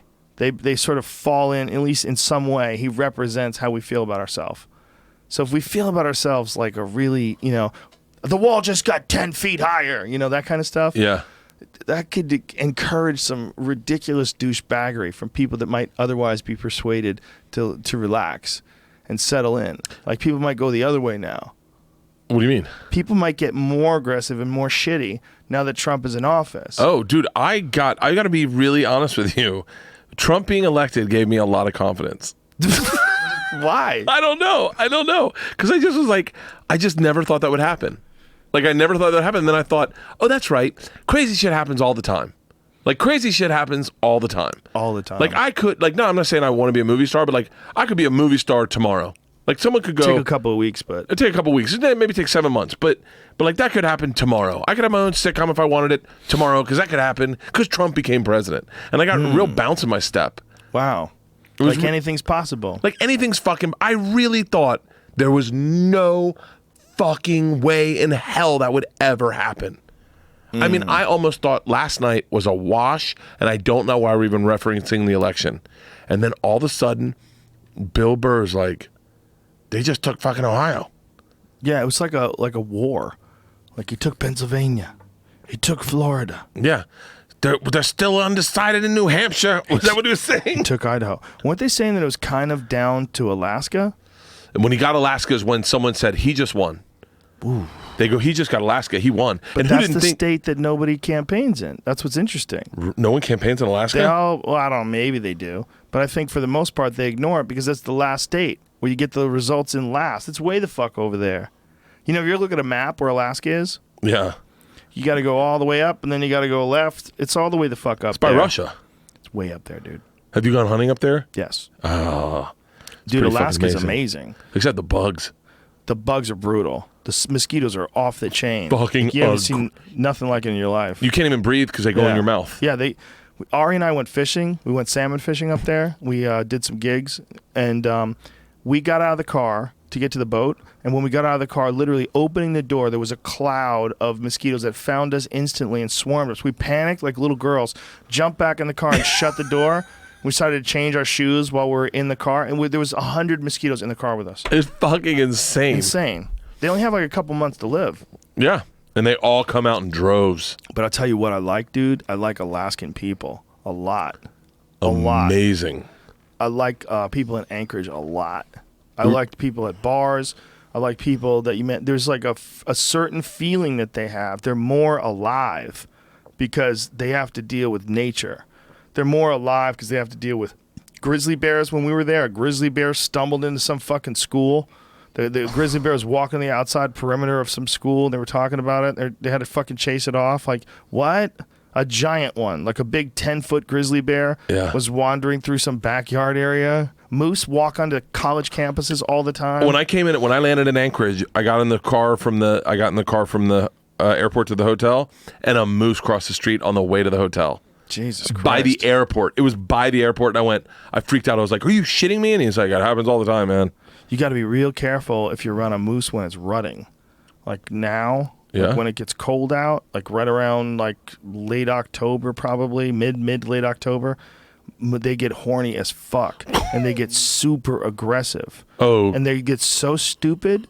Like so their dick is so hard and they're so fucked up. Imagine if you could only have sex once a year. Just imagine being a person. You can only have sex once a year, and when you start getting towards that time of the year, you start growing weapons on your head. Your head starts you said growing that. You said that on our podcast. So they don't always have horns? No, the antlers fall off. These antlers are we actually looked it up this weekend. They're made out of bone. I heard this podcast. Who did you do this with? John Dudley. John Dudley. And I was a fascinating podcast. What just happened? What happened, Jamie? What happened? Did we go down? Power surge. No, we're still up. Did you just like a light flicker or something like that? We got to get the fuck out of here, man. It's the It's government. fucking Trump, man. Now that Trump's in order, he heard me making fun of his hair. I want to give two things to Trump. A razor, like one of those electric hair buzzers, and a bag of mushrooms. That's all I need from you, buddy.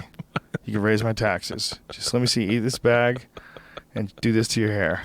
I would love to fuck with his hair. Just shave it off, man. Let it go. There's nothing good going on up there. Good tweets today, though. Did he? No. Comics. Oh, what'd they say? Yeah, the ones that weren't like too butthurt about it. Oh, there's a lot of butthurt today. It was so ridiculous. Like, come on, let it play out. Let's see what this says. Yeah, like friends of mine who I know are funny were just like really not even like trying to be funny about it. They're like, this isn't funny. There's nothing funny about it. You need to have a serious conversation with your children about racism and rape. And you're like, Okay, well, what about Hillary Clinton then? Is that who you wanted in office? Do you remember Hillary Clinton defended a child rapist. It was laughing about the child rapist being able to pass a polygraph. Do you remember when we were with Norm in the back of the Comedy Store and he was talking about Bill Clinton's charges? Yeah. I looked those up. Yeah. Those are fucking legit. Yeah, there's a lot of stuff who knows how much of it is real? They allegedly did a lot of shit. Yeah. Allegedly. You know what, man? Who knows? But not good. None of it's good. It's all gross. So it's not like if Donald Trump didn't get in, we would have got an angel. Yeah. You know? Anyone of that age set, that's a weird age bracket. Because like I'm the generation where when I got to college, they came out with the phrase "no means no." Just they explained date rape at my age. I'm 44. So you think anyone over 44, any woman over 44, probably dealt with date rape.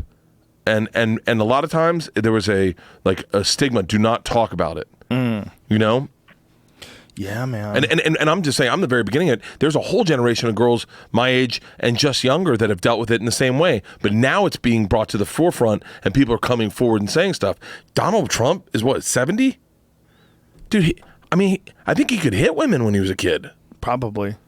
They probably hit women. They didn't think anything of it. His dad could throw his mom down a flight of stairs and no one would say a fucking word. The flight cops of would be stairs is rough. Yeah, maybe. Throw on the couch.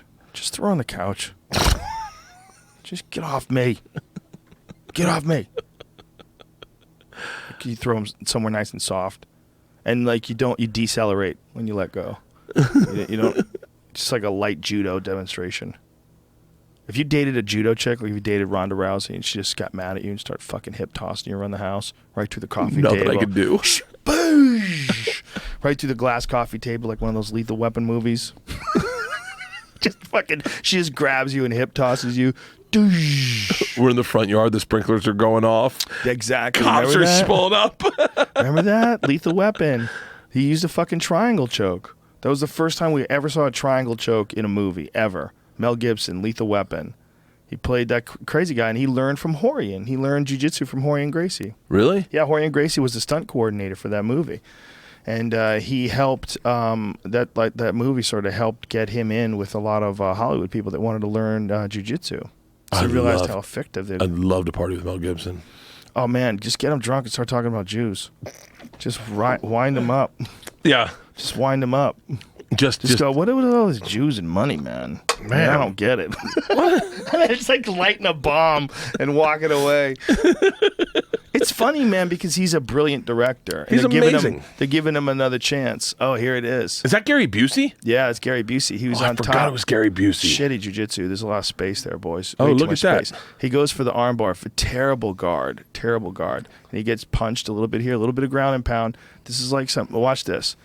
Oh, my God. He goes for the triangle. He grabs it, secures it. Let me see how he handles this here. Gary Busey should just bite his dick. I mean, there are no rules here. Okay, this is a terrible goddamn triangle. He doesn't even secure it underneath the knee. It'd be great if he was just flicking off the crowd like Nate Diaz. He makes mistake number 1 in triangles. He went with the calf over the instep, touched the calf instead of go totally behind the knee. It's just not. I could do enough. it better. I can do a better triangle. Oh, he choked him to sleep? No. Did he tap? What happened there? He didn't even tap. This is bullshit. What is this? That was it. Let's go back again. I'd be like, let's go back again. Now, here's what you want to do. You want to get an angle, and then you want to make sure that this instep is underneath your knee. That way it's locked in place. You can't get out of that. See, watch, go before that. See, watch, he throws the leg up. See, this is all sloppy shit. He grabs a hold of his shin, but what he's supposed to do for real is grab a hold of his right foot, pull his right foot down until it locks underneath his left leg. See how it's all fucking loose and sloppy? Bitch, nobody's getting stuck in that triangle. They're going to pop right out of that posture up and beat your fucking ass. Posture up. Now you're on the bottom, stupid. If you have a triangle, you got to do it right. I don't know how Horian let him get away with that. They should have made him tighten that up. What is it? Is it a possibility that it's just weight class differences? No. It's just a move. It's like you do it right or you do it wrong. When you do a triangle, and you got somebody locked up, right? If you got someone's arm in here, if you do this, you don't have any leverage. Yeah, you have no leverage. But here, motherfucker, where you going? I wouldn't fit in there. Nowhere. You would fit in there, motherfucker. I'll put you in there. I'll squeeze you to sleep.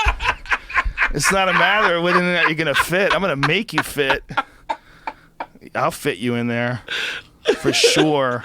Don't look like I'll fit. I'll fit you in there. And if someone like with bigger, longer legs, they fucking fit you in there. There's some horrible people to get stuck in their guard. This is my friend Brian. We used to call him Beast. And Brian he's a big, strong fucking dude. Did a lot of kettlebells and shit. He's about probably in the 220s or something, but a real athletic dude. Yeah. And he was all legs. And this motherfucker, if you got in his guard, it was just being constricted with giant bones and huge muscles, just squeezing the fuck out of you. And he would lock triangles in place. He'd be, So if you ever rolled with that guy, you needed to stay the fuck away from his guard because he's just all legs and power. Like the amount of strength that you have in your legs, like people don't even recognize it. You don't, unless you have rolled with someone who has developed their leg muscles and the dexterity to pull off jiu-jitsu moves with their legs. Yeah. Like there's certain guys that get to a point where they get really, really good at that. And when you roll with them, you realize like how much you take your legs and you run upstairs. Yeah. Think of that. You take your legs, you could have a package in your hand, and you could run up the stairs. You're throwing your body like plyometrics up these stairs. You can't do that with your arms, but you're so confident in choking someone with your arms. Oh, that's totally fucking true. Yeah. Your legs are you always take advantage of your feet. They're always working. You're carrying yourself everywhere you go. Your body's carrying whatever it is from your waist up. You're carrying 100 plus whatever the fuck it is pounds from, that's what your upper body is, right? Yeah. Your legs are constantly getting worked out. Like, if you think about like Joey Diaz, or here is even better, Ralphie May. You know how fucking strong Ralphie May's legs must be? Fucking insane. I bet he has giant ass leg muscles. Oh yeah. He must. You ever see, there's a comic, he's good friends with Daniel Tosh, and he used to be overweight. And we were doing a voiceover thing, and he lost like 200 pounds. Whoa! But his calves were fucking yoked. And we were doing a voiceover, and I kept saying, his name's Eddie. It's Eddie. He's married to Megan Mulaney. He's anyway. His calves are yoked, and I kept going. And we're in the voiceover booth, and Tosh is listening to us do voiceover, and I kept going, man, your calves are huge. He's like, yeah. I go, no, those are ridiculous. I've never seen calves like that in my life. And he's like, yeah, no, I know. I got big calves. I go, no, I don't think you understand. You have the biggest calves. And I'm looking at Tasha's in a sound booth laughing hysterically. And I go, you really should enter a calf contest. Those are the biggest calves. And Tosh gets on the thing and goes, Bert, he used to be 380 pounds. That's why he's got big calves. And I was like, oh, this is uncomfortable. That's a very good Tosh impression. I felt Tosh when you were doing that. It sounded like his inflection. Sounds like the real guy. Yeah. But you could, if you have the flexibility and the dexterity, you could do so much with your legs. Your legs control. Like Marcelo Garcia was one of the greatest jiu-jitsu players of all time. Did not have a big upper body, but he had these giant ass fucking legs, and he would squeeze a shit out of dudes and control them with his legs. That was a big part of his jiu-jitsu game, was controlling your body with your legs. I bet you would. I used to be able to squeeze my legs on, like when you'd wrestle with friends, I could get them in where I put my legs around their waist and squeeze them. And I remember my buddy came and would be like, I just shit my pants. Whoa. Yeah, I took that too far. Yeah, maybe that guy was gonna shit anyway. I'm gonna use this excuse. I'm gonna wrestle with Bert and just shit myself. Think about some of the weird shit you did with your friends when you were young. I have my friend Paulie. He whacked a stick against a tree. You know how kids are always doing shit like that? Yeah. And the stick broke and it went, flipped through the air and hit my eyebrow, and cut the shit out of my eyebrow. But it was a half an inch from my eyeball. It was like the pointy part of this stick that snapped off after you whacked against a tree, went whipping through the air, and I think about that all the time. I could have been blind. Yeah. I could have been blinded in that one dumb move in the woods with my friend who was an idiot who just wanted to hit a tree with a stick. Smacked a tree with a stick. Could have easily went blind from that. I thought about that all the time. One fucking moment. At one moment. If I just went like that, if I just ducked a little, or raised up a little rather, that's all I have to do. Just raise up a little, and it would have went from here to here. All I had to do is move. Ooh, that's terrifying. Yeah, I didn't see it coming. It was like whoosh, whack, ah! We used to put a hose up our ass and shoot water out of our assholes at each other. So not good. It's so not you good. You could die from that. We used to do it all the time. Get E. coli. You blow in each other's faces. We'd go in New Smyrna, and you get out from surfing, and you'd shoot the hose water up your ass and give yourself an enema, and then just shit on each other. What the fuck, Bert? Oh my God. What the fuck are you talking about? I wish Cayman was here right now. Come on. Me, Cayman, and Alan Rieger used to shit on each other. Oh my God. You'd do it when they weren't looking. You'd do it, and you'd hold it in there. What's Bert doing? Nothing. I'm not even looking. I hear a hose. I heard a buckle. And you just hold it in there, and then you just turn around and shit on them. Oh, Jesus Christ. What the fuck, man? What the fuck are you talking about? It was Florida. Jesus, everything is Florida. It goes back to Florida. But you guys did produce Leonard Skinner.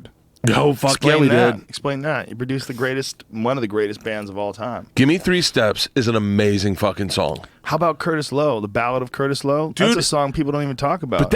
And you know what's even bigger is if you grew up in Florida, you remember that. When I'm sure they did this all over the place, but I distinctly remember you could get metal or glass bottles. They were worth 10 cents each. And I'd bring them back down to the Circle K by my house, and you walk down with 10 glass bottles on your fingers and walk down to Circle K, get them in, and you buy candy that way. Wow. That's a line he has about collecting old bottles and bringing them down and selling it. And I was like, fuck, man, I did that shit. Wow. That's a great song, man. It really is. I got into that song once, 3 years ago. You know how you sometimes you go on a trip, and for whatever reason, you're sitting on the beach or something like that, relaxing, listening to your iPhone. Listening to music or something, and you have this one song that just resonates with the moment. For me, it was that Ballad of Curtis Lowe. I was in Hawaii. I listened to that song 30 times over the weekend. Yeah, dude, just such a good song. This is a little bit of a stretch, but I went through a period a couple years ago where all I'd listened to was In Excess. Wow, what a great In Excess! If you haven't played them in a while, this is what you need. When you listen to It's. I'm telling you, that album. If you get the best of it in excess, it is such a great. Yeah, that guy choked himself out jerking off. That's how he died. It's got to be feel good. It can't feel that good. If people are dying for it, it's got to feel good. No, they just fucked up. People just like weird shit. I watched the movie of them. There's a movie of them that that was on, and I forget what it was called, but it was a really great movie. And I just got on this NXS phase. I was riding motorcycles a lot at the time, and I was listening to NXS on While you were motorcycles riding? all the time. Wow, I would want to hear what the fuck is going on around me. No, I put in noise reduction headsets, these little Ultimate ears, plug them in, and you're on the highway. Yeah. You can't hear anything anyway. It's all Right. fucking windy. Oh, okay. I get Your it. biggest when you're riding motorcycles, all you got to be is like Tuned in. just it's amazing how hypersensitive you are to every other driver. Oh yeah, you'd have to be. When you see those guys zipping in between lanes, which is a weird thing to be legal, does that freak you out? Yeah, I'm because I've ridden motorcycles. I'm very respectful. If I see them, I give them space. Me too. I move right over when I see them, but sometimes you don't see them. Like you hear Harleys, which is real good, but there's some of those like smaller bikes, like they're just there all of a sudden. You're like, I didn't even see. Especially if you listen to shit loud in your car. You know? If you're fucking jamming to the Led Zeppelin Immigrant Song, dun, dun, dun, dun, dun, dun. That's what I listen to when I get in the cryo tank. Really? Yeah. Come from the land of the ice and snow with the midnight sun. What about Good Times, Bad Times? Hammer of the gods. Yeah, Good that's Times, too. the beginning of that song is one of the best beginnings of a song ever. Bill Burr calls me up one day, and he goes, "You're not gonna fucking believe it." He goes, "Led Zeppelin stole all their music. I went and listened to it. It's heartbreaking. It's fucking heartbreaking. They're fucking thieves, dude." I didn't want to believe it. It's one of those things. I was like, nah. I didn't even want to listen. And once I listened, and I go, "Come on, really?" And then I called him. Really? He goes, "Dude, I can't believe how bad it is." Like, left a message. It's back when people left voicemail messages. Yeah. But just a few years ago, people would still. I haven't left a Good voicemail. luck leaving a voicemail message. My shit's always full. I don't ever answer those things. Yeah, mine still says I'm out of the country. If you know me, you'll find me. Yeah. I don't need that. You know, Joey Diaz, you can't even leave a voicemail. He'll beat your ass.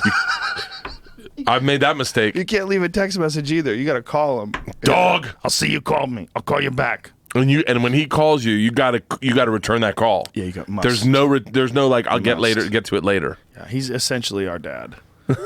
Out of all of us, he's the elder statesman for sure. Do you know what my phone does now? Is it gives me a text of what the voicemail says. Yeah, that's the new thing with iPhones. Isn't that fucking crazy? It's kind of weird. I'm switching over. I'm gonna do an experiment for the podcast.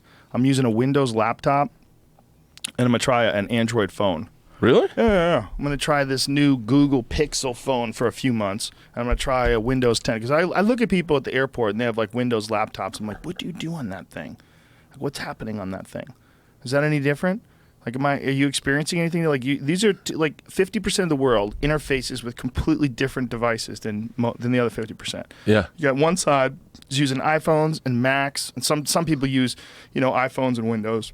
It is possible, but they do sync up well together. So oftentimes, if somebody has one, they have the other. And then you have other people that are just using Android phones, and they're using Windows computers or Mac. They can use whatever they want. But Windows computers are a greater percentage of the people using computers in the world than anything.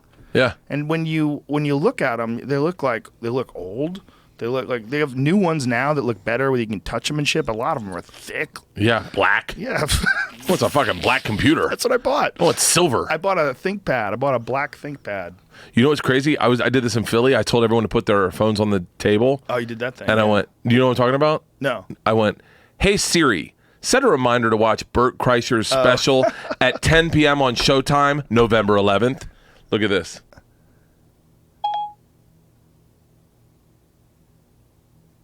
Did it do it? Okay, I'll remind you.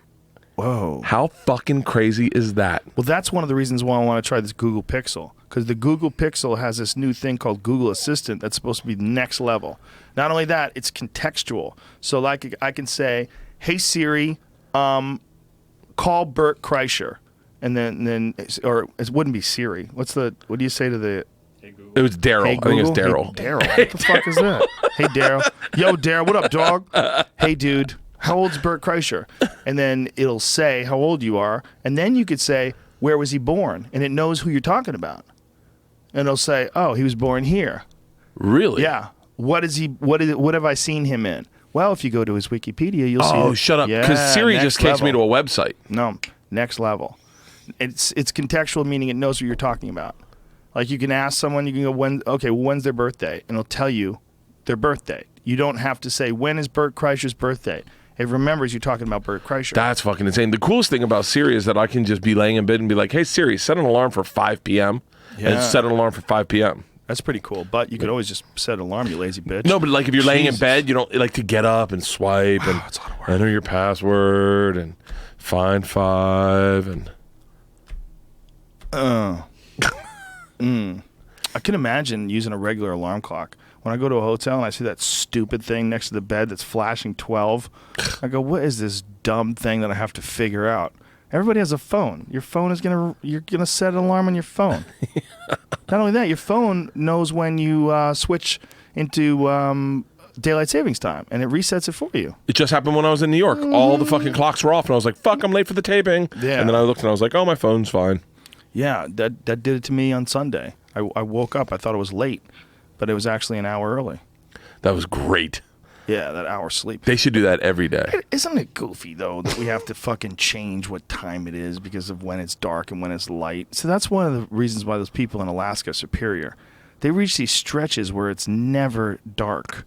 Yeah. They have these weird moments in July. Like when Ari and I were there, we went outside. It was 2 o'clock in the morning, and it was like 6:30 p.m. out here.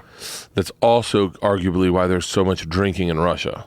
Yes. Because I remember we were there during the White Nights, and I remember being like, you'd get done your night, and you'd be like, it's time to go to bed, but you go out, and it'd be fucking bright out. You'd like go in your room, and you'd have to close all the blinds to What get it time dark. does it get dark? It never got dark. It's called the White Nights. It's How long does it last? 24 hours a day. No, I mean for how long of the year? Probably, I don't know, I have to ballpark it at maybe like a week, maybe 2 weeks. Whoa. You're at nature's whim. But it's a week or maybe 2 weeks. But then for 3 months going in, I'd say maybe a month going in and a month coming out, it is like I remember walking around the streets at like 11 o'clock at night and it was bright like 5 o'clock in the afternoon. Do you remember 30 Days of Nights? No, what's that? Fucking great vampire movie that takes place in Alaska. The vampires arrive in Alaska when it doesn't get light out for 30 days. Shut the fuck up. Dude, it's fun. It's fucking great. They kill the power, start eating people. And they're cool vampires. They speak in some crazy dead language. And they have fucked up teeth. They don't have like straight up vampire fangs. Oh, I like that. Their mouth is filled with all these weird, jagged, tearing teeth. And you know what I love also about vampire movies? Vampire familiars. That bitch who sells everybody out. Yeah.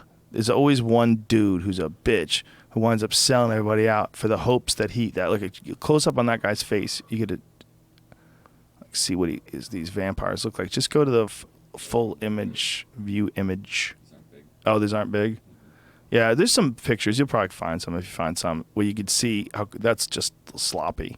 That's as sloppy as Al Jolson. Mammy. There you can tell. That's a good one. fuck. That's a perfect one. So that's Oh, what their teeth look shit. like. There you go.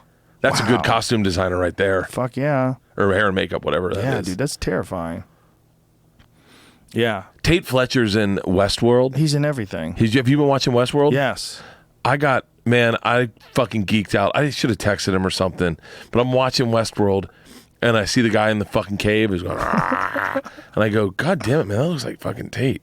And then all of a sudden he gets out of the cave, and I'm like, shut the fuck up, that's Tate. And I'm like losing my fucking mind. Tate's balling out of control, son. He's working all the time. constantly. Well, he's got a great look. There he is. You know? I'm jealous of his beard. It's a strong beard. It really is, and it's got like curls to it. It's like it's a perfect beard. I wish I had the commitment. He pulls it off too. It defines him better. Yeah. Because that's what his beard's like. He's eccentric. You know, he's a beautiful eccentric person. He's someone I was lucky. Like he's an example of why I'm happy to have a podcast. Because I heard him on your show and then reached out to him and said I'd love to have you on my podcast, and then spent time with him, and it was like I love that guy. He's a great guy. He really is a great fucking He's guy. a super positive person. Like super positive, super loving, really good friend. Always love hanging around with And that he's guy. friends with like Annie Letterman. You know Annie? He's friends with a lot of people, man. Do you know Annie? The comic? Yeah. Yeah. Like, he's got friends with, like, he's got a ton of fucking friends. Who doesn't love Tate? Yeah. Tate's awesome. Yeah, we know some good dudes, Bert Kreischer. That's Ain't what we that the got to fucking do. truth? We got to do, and some good women, too. Morgan Murphy. How fucking funny was she last night? She's hilarious. She really is. She's fucking funny, man. I got to get her on here. Expose the world. She tweeted last night, I fucking hate the U.S. I'm so glad I don't live there. # Los Angeles. And then right after that, I started noticing that CalExit. Cal exit? It's What's that? it's like the Brexit. They want California to separate. Oh, So that's hilarious. we're the 6th largest economy in the world. And so Right. they were like, we could just separate and we'd be our own Because fucking of place. Trump? Yeah. Oh, that's so funny. And Like, then- who's going to win? Jerry Brown? He's going to be our king? Yeah. That crazy asshole? Schwarzenegger, we'll bring him back. Bring him back. I'm back. Yeah, man. Give him full reign. So, look, dude. The best was last night when everyone started admitting to having crushes on Morgan Murphy. I didn't see that part. Oh, that must have been when you were doing your set. Probably, yeah. Someone was like, Stanhope goes, I just got to admit, I've always had a crush on Morgan Murphy. And then someone else goes, me too. And I was like, I'm married and I have a hardcore crush on Morgan Murphy. And Morgan was like, I don't know what to make of any of you fucking drunks. She was probably trying to avoid a gangbang by negotiation. Yeah, she's like, great, man. She really is funny. Yeah, Do you remember when she did that Carlos Mencia? Yes. How fucking funny was Yeah. that? Say the rest. Say what it was. She, right after the Mencia beef broke out where he was stealing and he got caught. By the way, this is what's crazy. I didn't know that happened in the OR. Yeah. I thought it happened in the main room immediately. Watching it, 'cause I never been at the club like that. But she then said, Carlos Mencia stole from me too. And This is she, a routine that I made in 1939. Yeah. Or something like that. And then she write something like that, something ridiculous like that. And then she went into his bits, but she did them all like she took his worst material and did it super deadpan. Hello, my name is Morgan Murphy. I performed the jokes you're about to see in the year 1923. Carlos Mencia performed them in 2006. Judge for yourself, but I certainly see similarities. I worked very hard on this material, specifically the line, if you don't chill, you're going to get it. Morgan.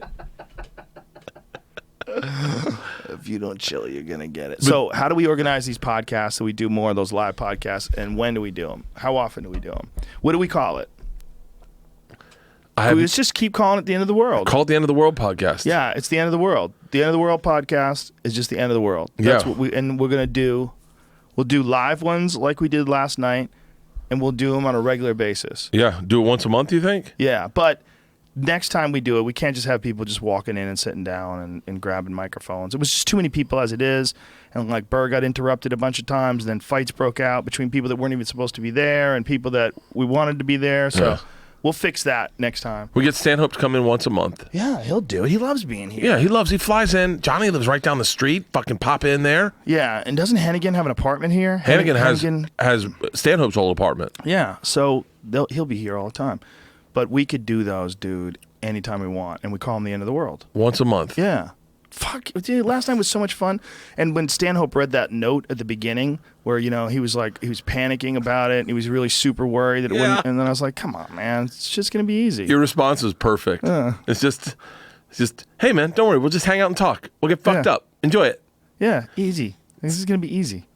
I think, I'm in. End of the year podcast once a month. I'm fucking in. Yeah, even if maybe not once a month, man. Maybe we do it quarterly. Get people jazzed up for it, prime people up, and have some reason to do it, Yeah. We could do a gang of those. Those are so fun. And again, it's one of those things, we're all together like that. We all just start making each other laugh. Like when we were laughing at Burr, you could see Burr start ramping it up. Like, because he's got an audience of his friends too, So we got all excited. Got to get Diaz on. Diaz was supposed to come by last night, but I think he had a spot somewhere at 10 and then was going to shoot over there afterwards, but it probably went long. Yeah. But it's hard to get him to go out when he doesn't want to. We just do it. We'll do it the way we like. That it was. I mean, the way it was supposed to go last night, which is like we get the core of like 4 guys or 3 guys, 4 guys, and throw out some invites to guys that we know that would be fun on there. Like Jim Jeffrey showing up was great, minus the kid. Yeah, we were like, what? I wish Burr and just- I were looking at each other like, what in the fuck is going on here? Is that a baby? But Jim was so confused. He's like, I thought it'd be a good idea. Yeah. I'm down for a lot of stuff, but I think less the better, honestly. I think 4 people's the maximum. I think 100%. we were way over the top yesterday, and at times it was so difficult for people not. I think we did a great job considering of not talking over each other, but it was really hard. Like there was a lot of times that people start a rant and someone would just shit can it and dive right into the rant, and then they would have to try to restart the rant, and then someone else would recognize there was a weakness and they'd try to step into, and it's like, oh, this is bad. That's what you need. You need guys that like are good at that. I'm not saying I'm perfect at it. I definitely have flaws, but like I will promise you, when I got on that stage, I was not there to interrupt Joe, Bill, Greg, or Doug. Nor we to you. It's no one's trying to do it. It's just like you might have something really funny to say, and you feel like you got to get it out now. Yeah. But someone else is still talking, and you're like, "Fuck, when is this guy going to talk?" And then 3 other people are waiting to talk. You're like, "Fuck, I'm not going to be able to get this out. I'm going to forget it." It's hard. And noticing when you go, "Oh, there's a punchline right there," but in my head I go, "Bert, if you recognize that, wouldn't you also enjoy to hear what Greg Fitzsimmons' take on that very recognizable punchline will be? Because it'll be better than yours, maybe." Maybe, or either way, he's talking. Let him rant it out. There's nothing worse than like someone waiting while you're ranting, because then you feel them waiting, and they're like, "But it's and you're still doing it." Like, hey, you're trying to dance with me, motherfucker. You're trying to step in on the dance. Yeah. And when you're in mid-stride, it's hard, and the person around you has to kind of recognize that. And one of the big differences is the difference between someone who's talking to you and with you. Like, some people are just talking to you, and they're waiting for their chance. Like, when you're done talking, then I'm going to talk. And some people are talking with you. Like, you're talking, and then they go, oh, okay. And then they start asking you questions. They're talking with you, and they might have a rant, and they might not. They might have something funny to say, and they might not. But they're having a conversation with you. And that's way easier to listen to. Yeah. See, when people just start talking at each other, and they're not listening to the other person, they're just waiting. We're all guilty of that sometimes. Sometimes you fucking zone out, when you're talking to people. But if you're not engaged, the people listening are going to be aware of that too. So it's going to be weird to listen to. Yeah, it would be weird to listen to. It's clunky. I can't wait to listen to the podcast. It's up right now? The YouTube version's up. Is the iTunes version up? No, it's still rendering? I haven't. Oh, okay. We're going to upload it when this podcast is Make over. sure it's up by tomorrow morning, because I want to listen to it on my flight. I'm going to be pissing myself. We'll have it up tonight. Where are you flying? Baltimore. Oh, shit. Baltimore. Wait, what are you doing out there? I'm doing the Comedy Factory. What is that? Where's that at? I don't know. You're going to have to Google it, guys. Oh, what did Ari just say? I'll have my boy John Rollo come visit you. Holy shit, ladies and gentlemen. What? I don't know. I wouldn't say this out loud, but this is Ari's last podcast. Take a look at that. Can't say it out loud. No, I mean, I can. I don't know if he doesn't mind sharing his numbers. Oh, he's trying to pull his numbers up. No, that's what his downloads are for 16 hours. That's pretty amazing. That's fucking amazing. Yeah. Guys, go on Ari's podcast. It's if you're ever curious of me and our fat shaming. Like, oh, this is the most recent one that you guys did together? Is that what me it and is? Ari did one, and Ari and I made a bet. Me, Ari, and Tommy made a bet. By January 3rd, we did our BMIs, and Tom and I both registered obese. So, but Tom's lying about his height. But regardless, he's fucking 5'9". He says he's 6 foot. He's like, I'm 6 foot and like a half. You don't think he's 6 foot, Jamie? No. That's right up next to me. He's close, but No. I don't know if he's 5'9". You ever hung out with Tom? Does he tower over you? No. Exactly. But he's taller than me. How tall are you? I'm 5'10"? 5'8". I'm only 5'8". He's probably 5'10" then. Yeah, I think he might be 6 feet. It's possible. I just don't see Tommy lying about anything. He doesn't lie. It's a misinformation he feeds to himself to make himself feel better. Same way he says that I'm fat and he's skinny. No. He's really honest about that. He even says, like, when this first started, he goes, when this first started, who is fatter, me or Bert? He's like, he said this on Ari's podcast. Yeah. And he was like, me for sure, right? Yeah. And he's like, yeah. He goes, that's what I think. I was definitely fatter than him. He goes, but he's fatter than me now. No, we're the same weight right now. We're the exact same weight right now. Right, but you might be built different than him. He has a cop body, and I have more like an Olympic athlete in the 30s. The cop body. And so Segura, our bet is Ari said that neither of us could get to just simply being overweight on the BMI scale. You could definitely do that. Which is like 225. If you listen to me, I can get you down to almost nothing. then that's it. What would you want to weigh? Like ideally, what would you want to weigh? It was funny because Tom said, we should be weighing like 190. Yeah. But that I would look ridiculous. My head would look huge. That is a weird thing that happens to people when they gain weight. Yeah. Your head gets bigger. Yeah, dude, I have a size 8 head. Have you ever seen how big my head is? So I can look at it right now. No. Put my hat on. Feel how big that hat is. Whoa. Dude, this is hilarious. Look at this. The amount of space between his hat and my head is fucking ridiculous. Look at this. Woo. Dude, there's like several inches. Yeah. Like, look at this. I have Look a at the fucking space. massive head. Look at the space we're talking about here.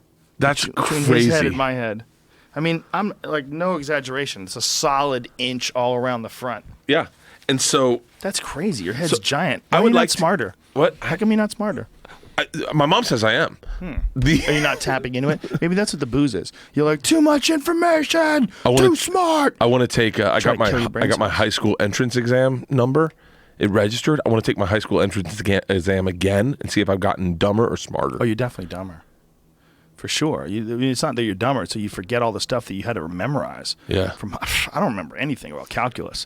You put a division problem in front of me or a percentage, I'd be like, Imagine if your brain kept growing and you have an issue and you had to kill brain cells by drinking in order to keep your head from pressing up, the brain from pressing up against the side of your head. The only way you can get past that is to just fucking get hammered every night. Joe. If you don't, you have massive headaches. Or panic attacks? Because I Panic think that's attacks. what happening Your to brain, me. maybe that's what's going on. Your head is so big, and your brain inside of it keeps growing, and that's why you're boozing it. You're just trying to kill the weeds.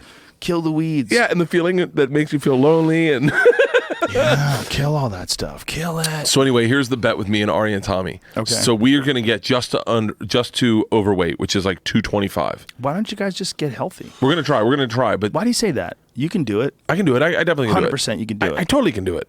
So why don't you just do it? I am doing it. I'm doing it right now. Do it right now. Yeah, How I've many started. beers do you have? 3. 4. 4. That's not doing it. Well, yeah, not right now. None of those are diet. These were extras. Are they? No, I don't know what that Corona means. extra? What is the difference? Not really. But anyway, so here's the bet though. Mm-hmm. If Tom and I can get to under obese, then Ari has to pay for a trip that the three of us will take. If Tom or I can't get to under obese, whoever can't, or if both of us can't, then we've got to pay for the three of us to go on a trip. Ooh, I like it. Yeah. You want to be in the bet? Nope. No, I wouldn't bet against either one of you. I try to help What you. would my diet be? Ketosis? Yeah, for sure. 100%. And no sugar and no alcohol. Okay, wait. Exactly. Say if I'm- you want to I'm- do it. Sunday I'm starting a diet. So the drinking is to squash anxiety? Yeah, for me mostly. Like when I'm Yeah. on the road, I'm not someone who can just like Chill? I cannot just sit in a hotel room and just sit there. Like when I get off stage, and by the way, and this is going to sound like a lie, but like I don't really drink on stage. I bring a drink on stage for the first show. I don't touch it because I'm talking for an hour. I'm the only one talking. I don't drink in between shows. On the second show, I'll definitely have a drink, but that's one drink probably I've had throughout the whole night. Right. So at midnight, when I'm done working, I'm like, I'm gonna have a couple beers because I'm done working, and then I'm like, well, I'm not gonna go fucking sit in my room sober. I mean, that's what I should do, but like I definitely So you hit that mini bar? no. But I'll just sit at the bar. club. Sit at the club and have a few drinks, and then go back to my room. Not fucking plastered, but definitely with probably 600 more calories than I should have had. And that's where the weight loss. When I stop drinking, it literally tears off of me. Now, how long have you not drank for? What's the longest time? I just wasn't drinking for 3 weeks. How much weight did you lose? I got down to 235 was the lowest I got, but I wasn't really working out at the time. How much weight do you usually weigh? Right now I'm 242. So you lost about 10 pounds-ish? Yeah, somewhere about in 10 the neighborhood? pounds. 8 to 10? Just not doing anything. I didn't even change my diet. I was eating like shit, but I stopped drinking just because we were going under renovation, and I was getting allergies, and I got sick, and I was like, I'm not going to drink. I want to get healthy. So I didn't drink, and I wasn't smoking pot. And then all of a sudden I was like, This is boring. I know shit. It's like imagine watching a marching band, but they don't have the instruments; they just play the tape. What I like is long periods of sobriety followed by pot. Like when I take a long time off, like many days off, and then I'll smoke a little weed. Then I go on like adventures. Yeah. I can go on an adventure of the mind, or I'll go on a hike. You know, I like to get fucked up and go on a walk up hills and shit like that. Really? Yeah. And when I don't do it for a while and then I do it, then I get a different feeling out of it. Yesterday was the first time I've smoked pot in probably 3 months. Really? It must have hit you It hard. was so much fucking fun. Oh, that was good weed. It was so much fun that I remember sitting on stage. And it was really interesting. I had a very surreal moment, but sitting on stage and looking at the lights and looking at the people going, you know what, man? Why would anyone not love this drug? This is pure joy. I'm happy. I feel confident. Yeah. I feel good about myself. Makes you friendly. Yeah. And I mean, it makes you a little anxious sometimes. It does do that, right? It'll give you a little bit of anxiety or a little bit of paranoia. Yeah. But yeah, the 3 weeks was recent. I didn't drink. But I wasn't working out because I was sick. But I just lost like 8 pounds, not doing anything and eating kind of shitty. Yeah, I don't know what to tell you, because if you want to drink all the time, it's going to be super hard to lose weight, for real. But if you could go back to that, go back to not drinking, if you think you could perform and have a good time and be you, and you definitely could. I don't have a problem performing without alcohol at all. Yeah. No, I know It's I know. after the show. But even then, I mean, if you just decided like you wanted to step away from that, you could totally do it. I would really, really genuinely love to be able to smoke pot by myself in a hotel room and not lose my fucking mind. What about candy? Like pot candy, like a small dose? Man, I've done it, and I'm sitting on the couch, and I'm stone sober. I'm like, this is going to be my transition to relaxing. And then all of a sudden, I feel my asshole mesh into the couch, and I'm like, I ate too much. And then I'm like, okay, I can't breathe. All right, you know what? I'm going down to the bar, and I'm getting a glass of wine, and I'm going to fucking relax. And then you're down there and you're weird, and some lady sits next to you. Yeah. She wants to talk to you. You think someone sneezes, and you say, God bless you, and now you look like a Christian. They get nervous around you. Yeah. Xanax would be the alternative. That was my old school way of like just going back, taking half a Xanax and going to sleep, or an Ambien. But that's fucking drugs. It's the same. I know adults, like several adults, that take Adderall and Ambien all the time. A lot. Yeah, that's the combo, apparently. That's a combo. And these guys, like this guy, if you knew him, you know, very successful tech guy. You know, he's one of those tech guys. And he's taking Adderall every fucking day. Takes it every day. Gives him an edge. And then he goes to sleep. He's got to take a sleeping pill. My guy I used to work with used to take modafinil every day. Modafinil is interesting. I've taken that before, many times. I've taken what's called New Vigil. And New Vigil is the newer version. There's Provigil and New Vigil. I haven't taken. I might have taken Provigil once. I don't remember, but I've taken New Vigil several times, and it's weird because it doesn't pick you up like a speed. It's not like caffeine, like you have a crazy buzz, but it's like you're awake. You're like tuned into things. It's illegal in the Olympics. So really? So it has some sort of performance benefits to it. And apparently, I might be spreading disinformation here, but that's nothing new. Google this for yourself if you want verification. Apparently, it was invented as a performance-enhancing drug, but they had to give it some sort of a medical reason that we would take it. And they said narcolepsy, because it kind of keeps you awake, keeps you fired up. But fighter pilots like it, apparently. Jimmy Kimmel? Jimmy Kimmel takes it? Yeah. Yeah, it makes sense. That's by the way, that's a rumor. Bro information. Bro science. Bro science. But yeah, I've heard that he's narcoleptic and he takes. Oh. Yeah.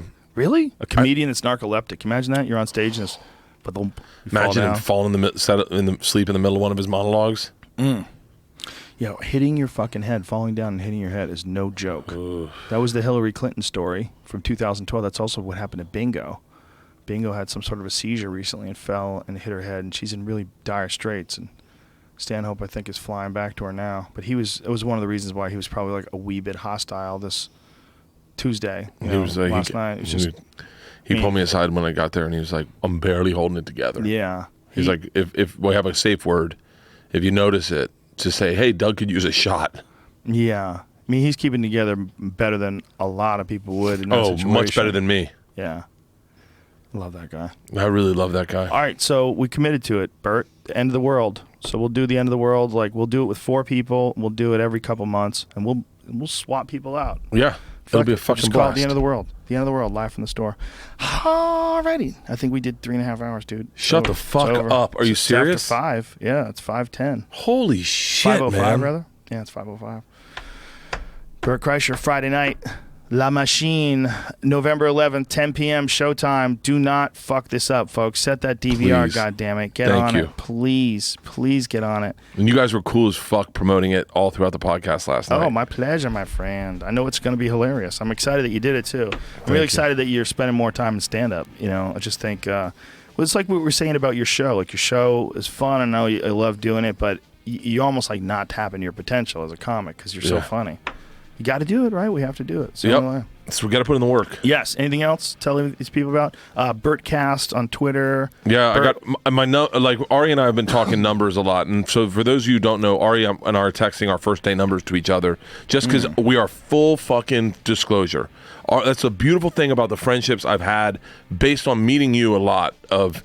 Is my friends, we tell each other how much we make, we tell each other what our numbers are, so that we don't get fucked or they can get better things. And you got to be honest too. It's like I think it's important. Like, dude, I did not sell good in Cleveland, or something about Cleveland, or Pittsburgh was rough for me. We open up our libs in front of each other and go through our podcast and go, oh, you had him, you didn't do well with him. How come? I wonder why. Like, your numbers were low on him. Well, what's really cool about podcasts as opposed to, you might as well just keep that song on just slightly lightly, as opposed to anything else, is the numbers are so hardcore. Whereas, like, you get, like, ratings, like, oh, we have a 1.5 on the Nielsen's. You don't really know how many people that is. Yeah. You're just guessing based on this algorithm they created over a very small amount of houses. It's not that many people you're polling from. It's certainly not 100%.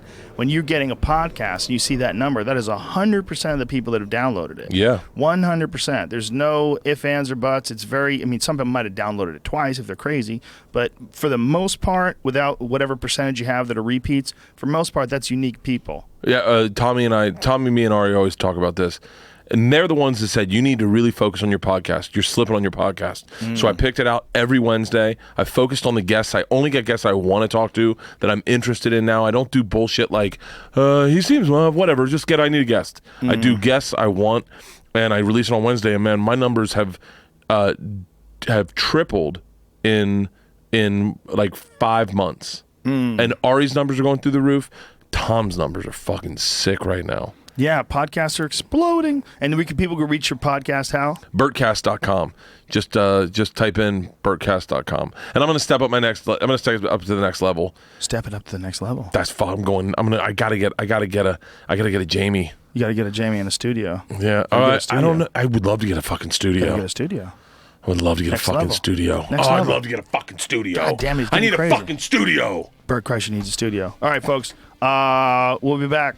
This weekend is the UFC, so I'm gone. Have a good time, and see you soon. A lot of guests next week, so see you. Bye. I can't believe that was fucking 3.5 hours.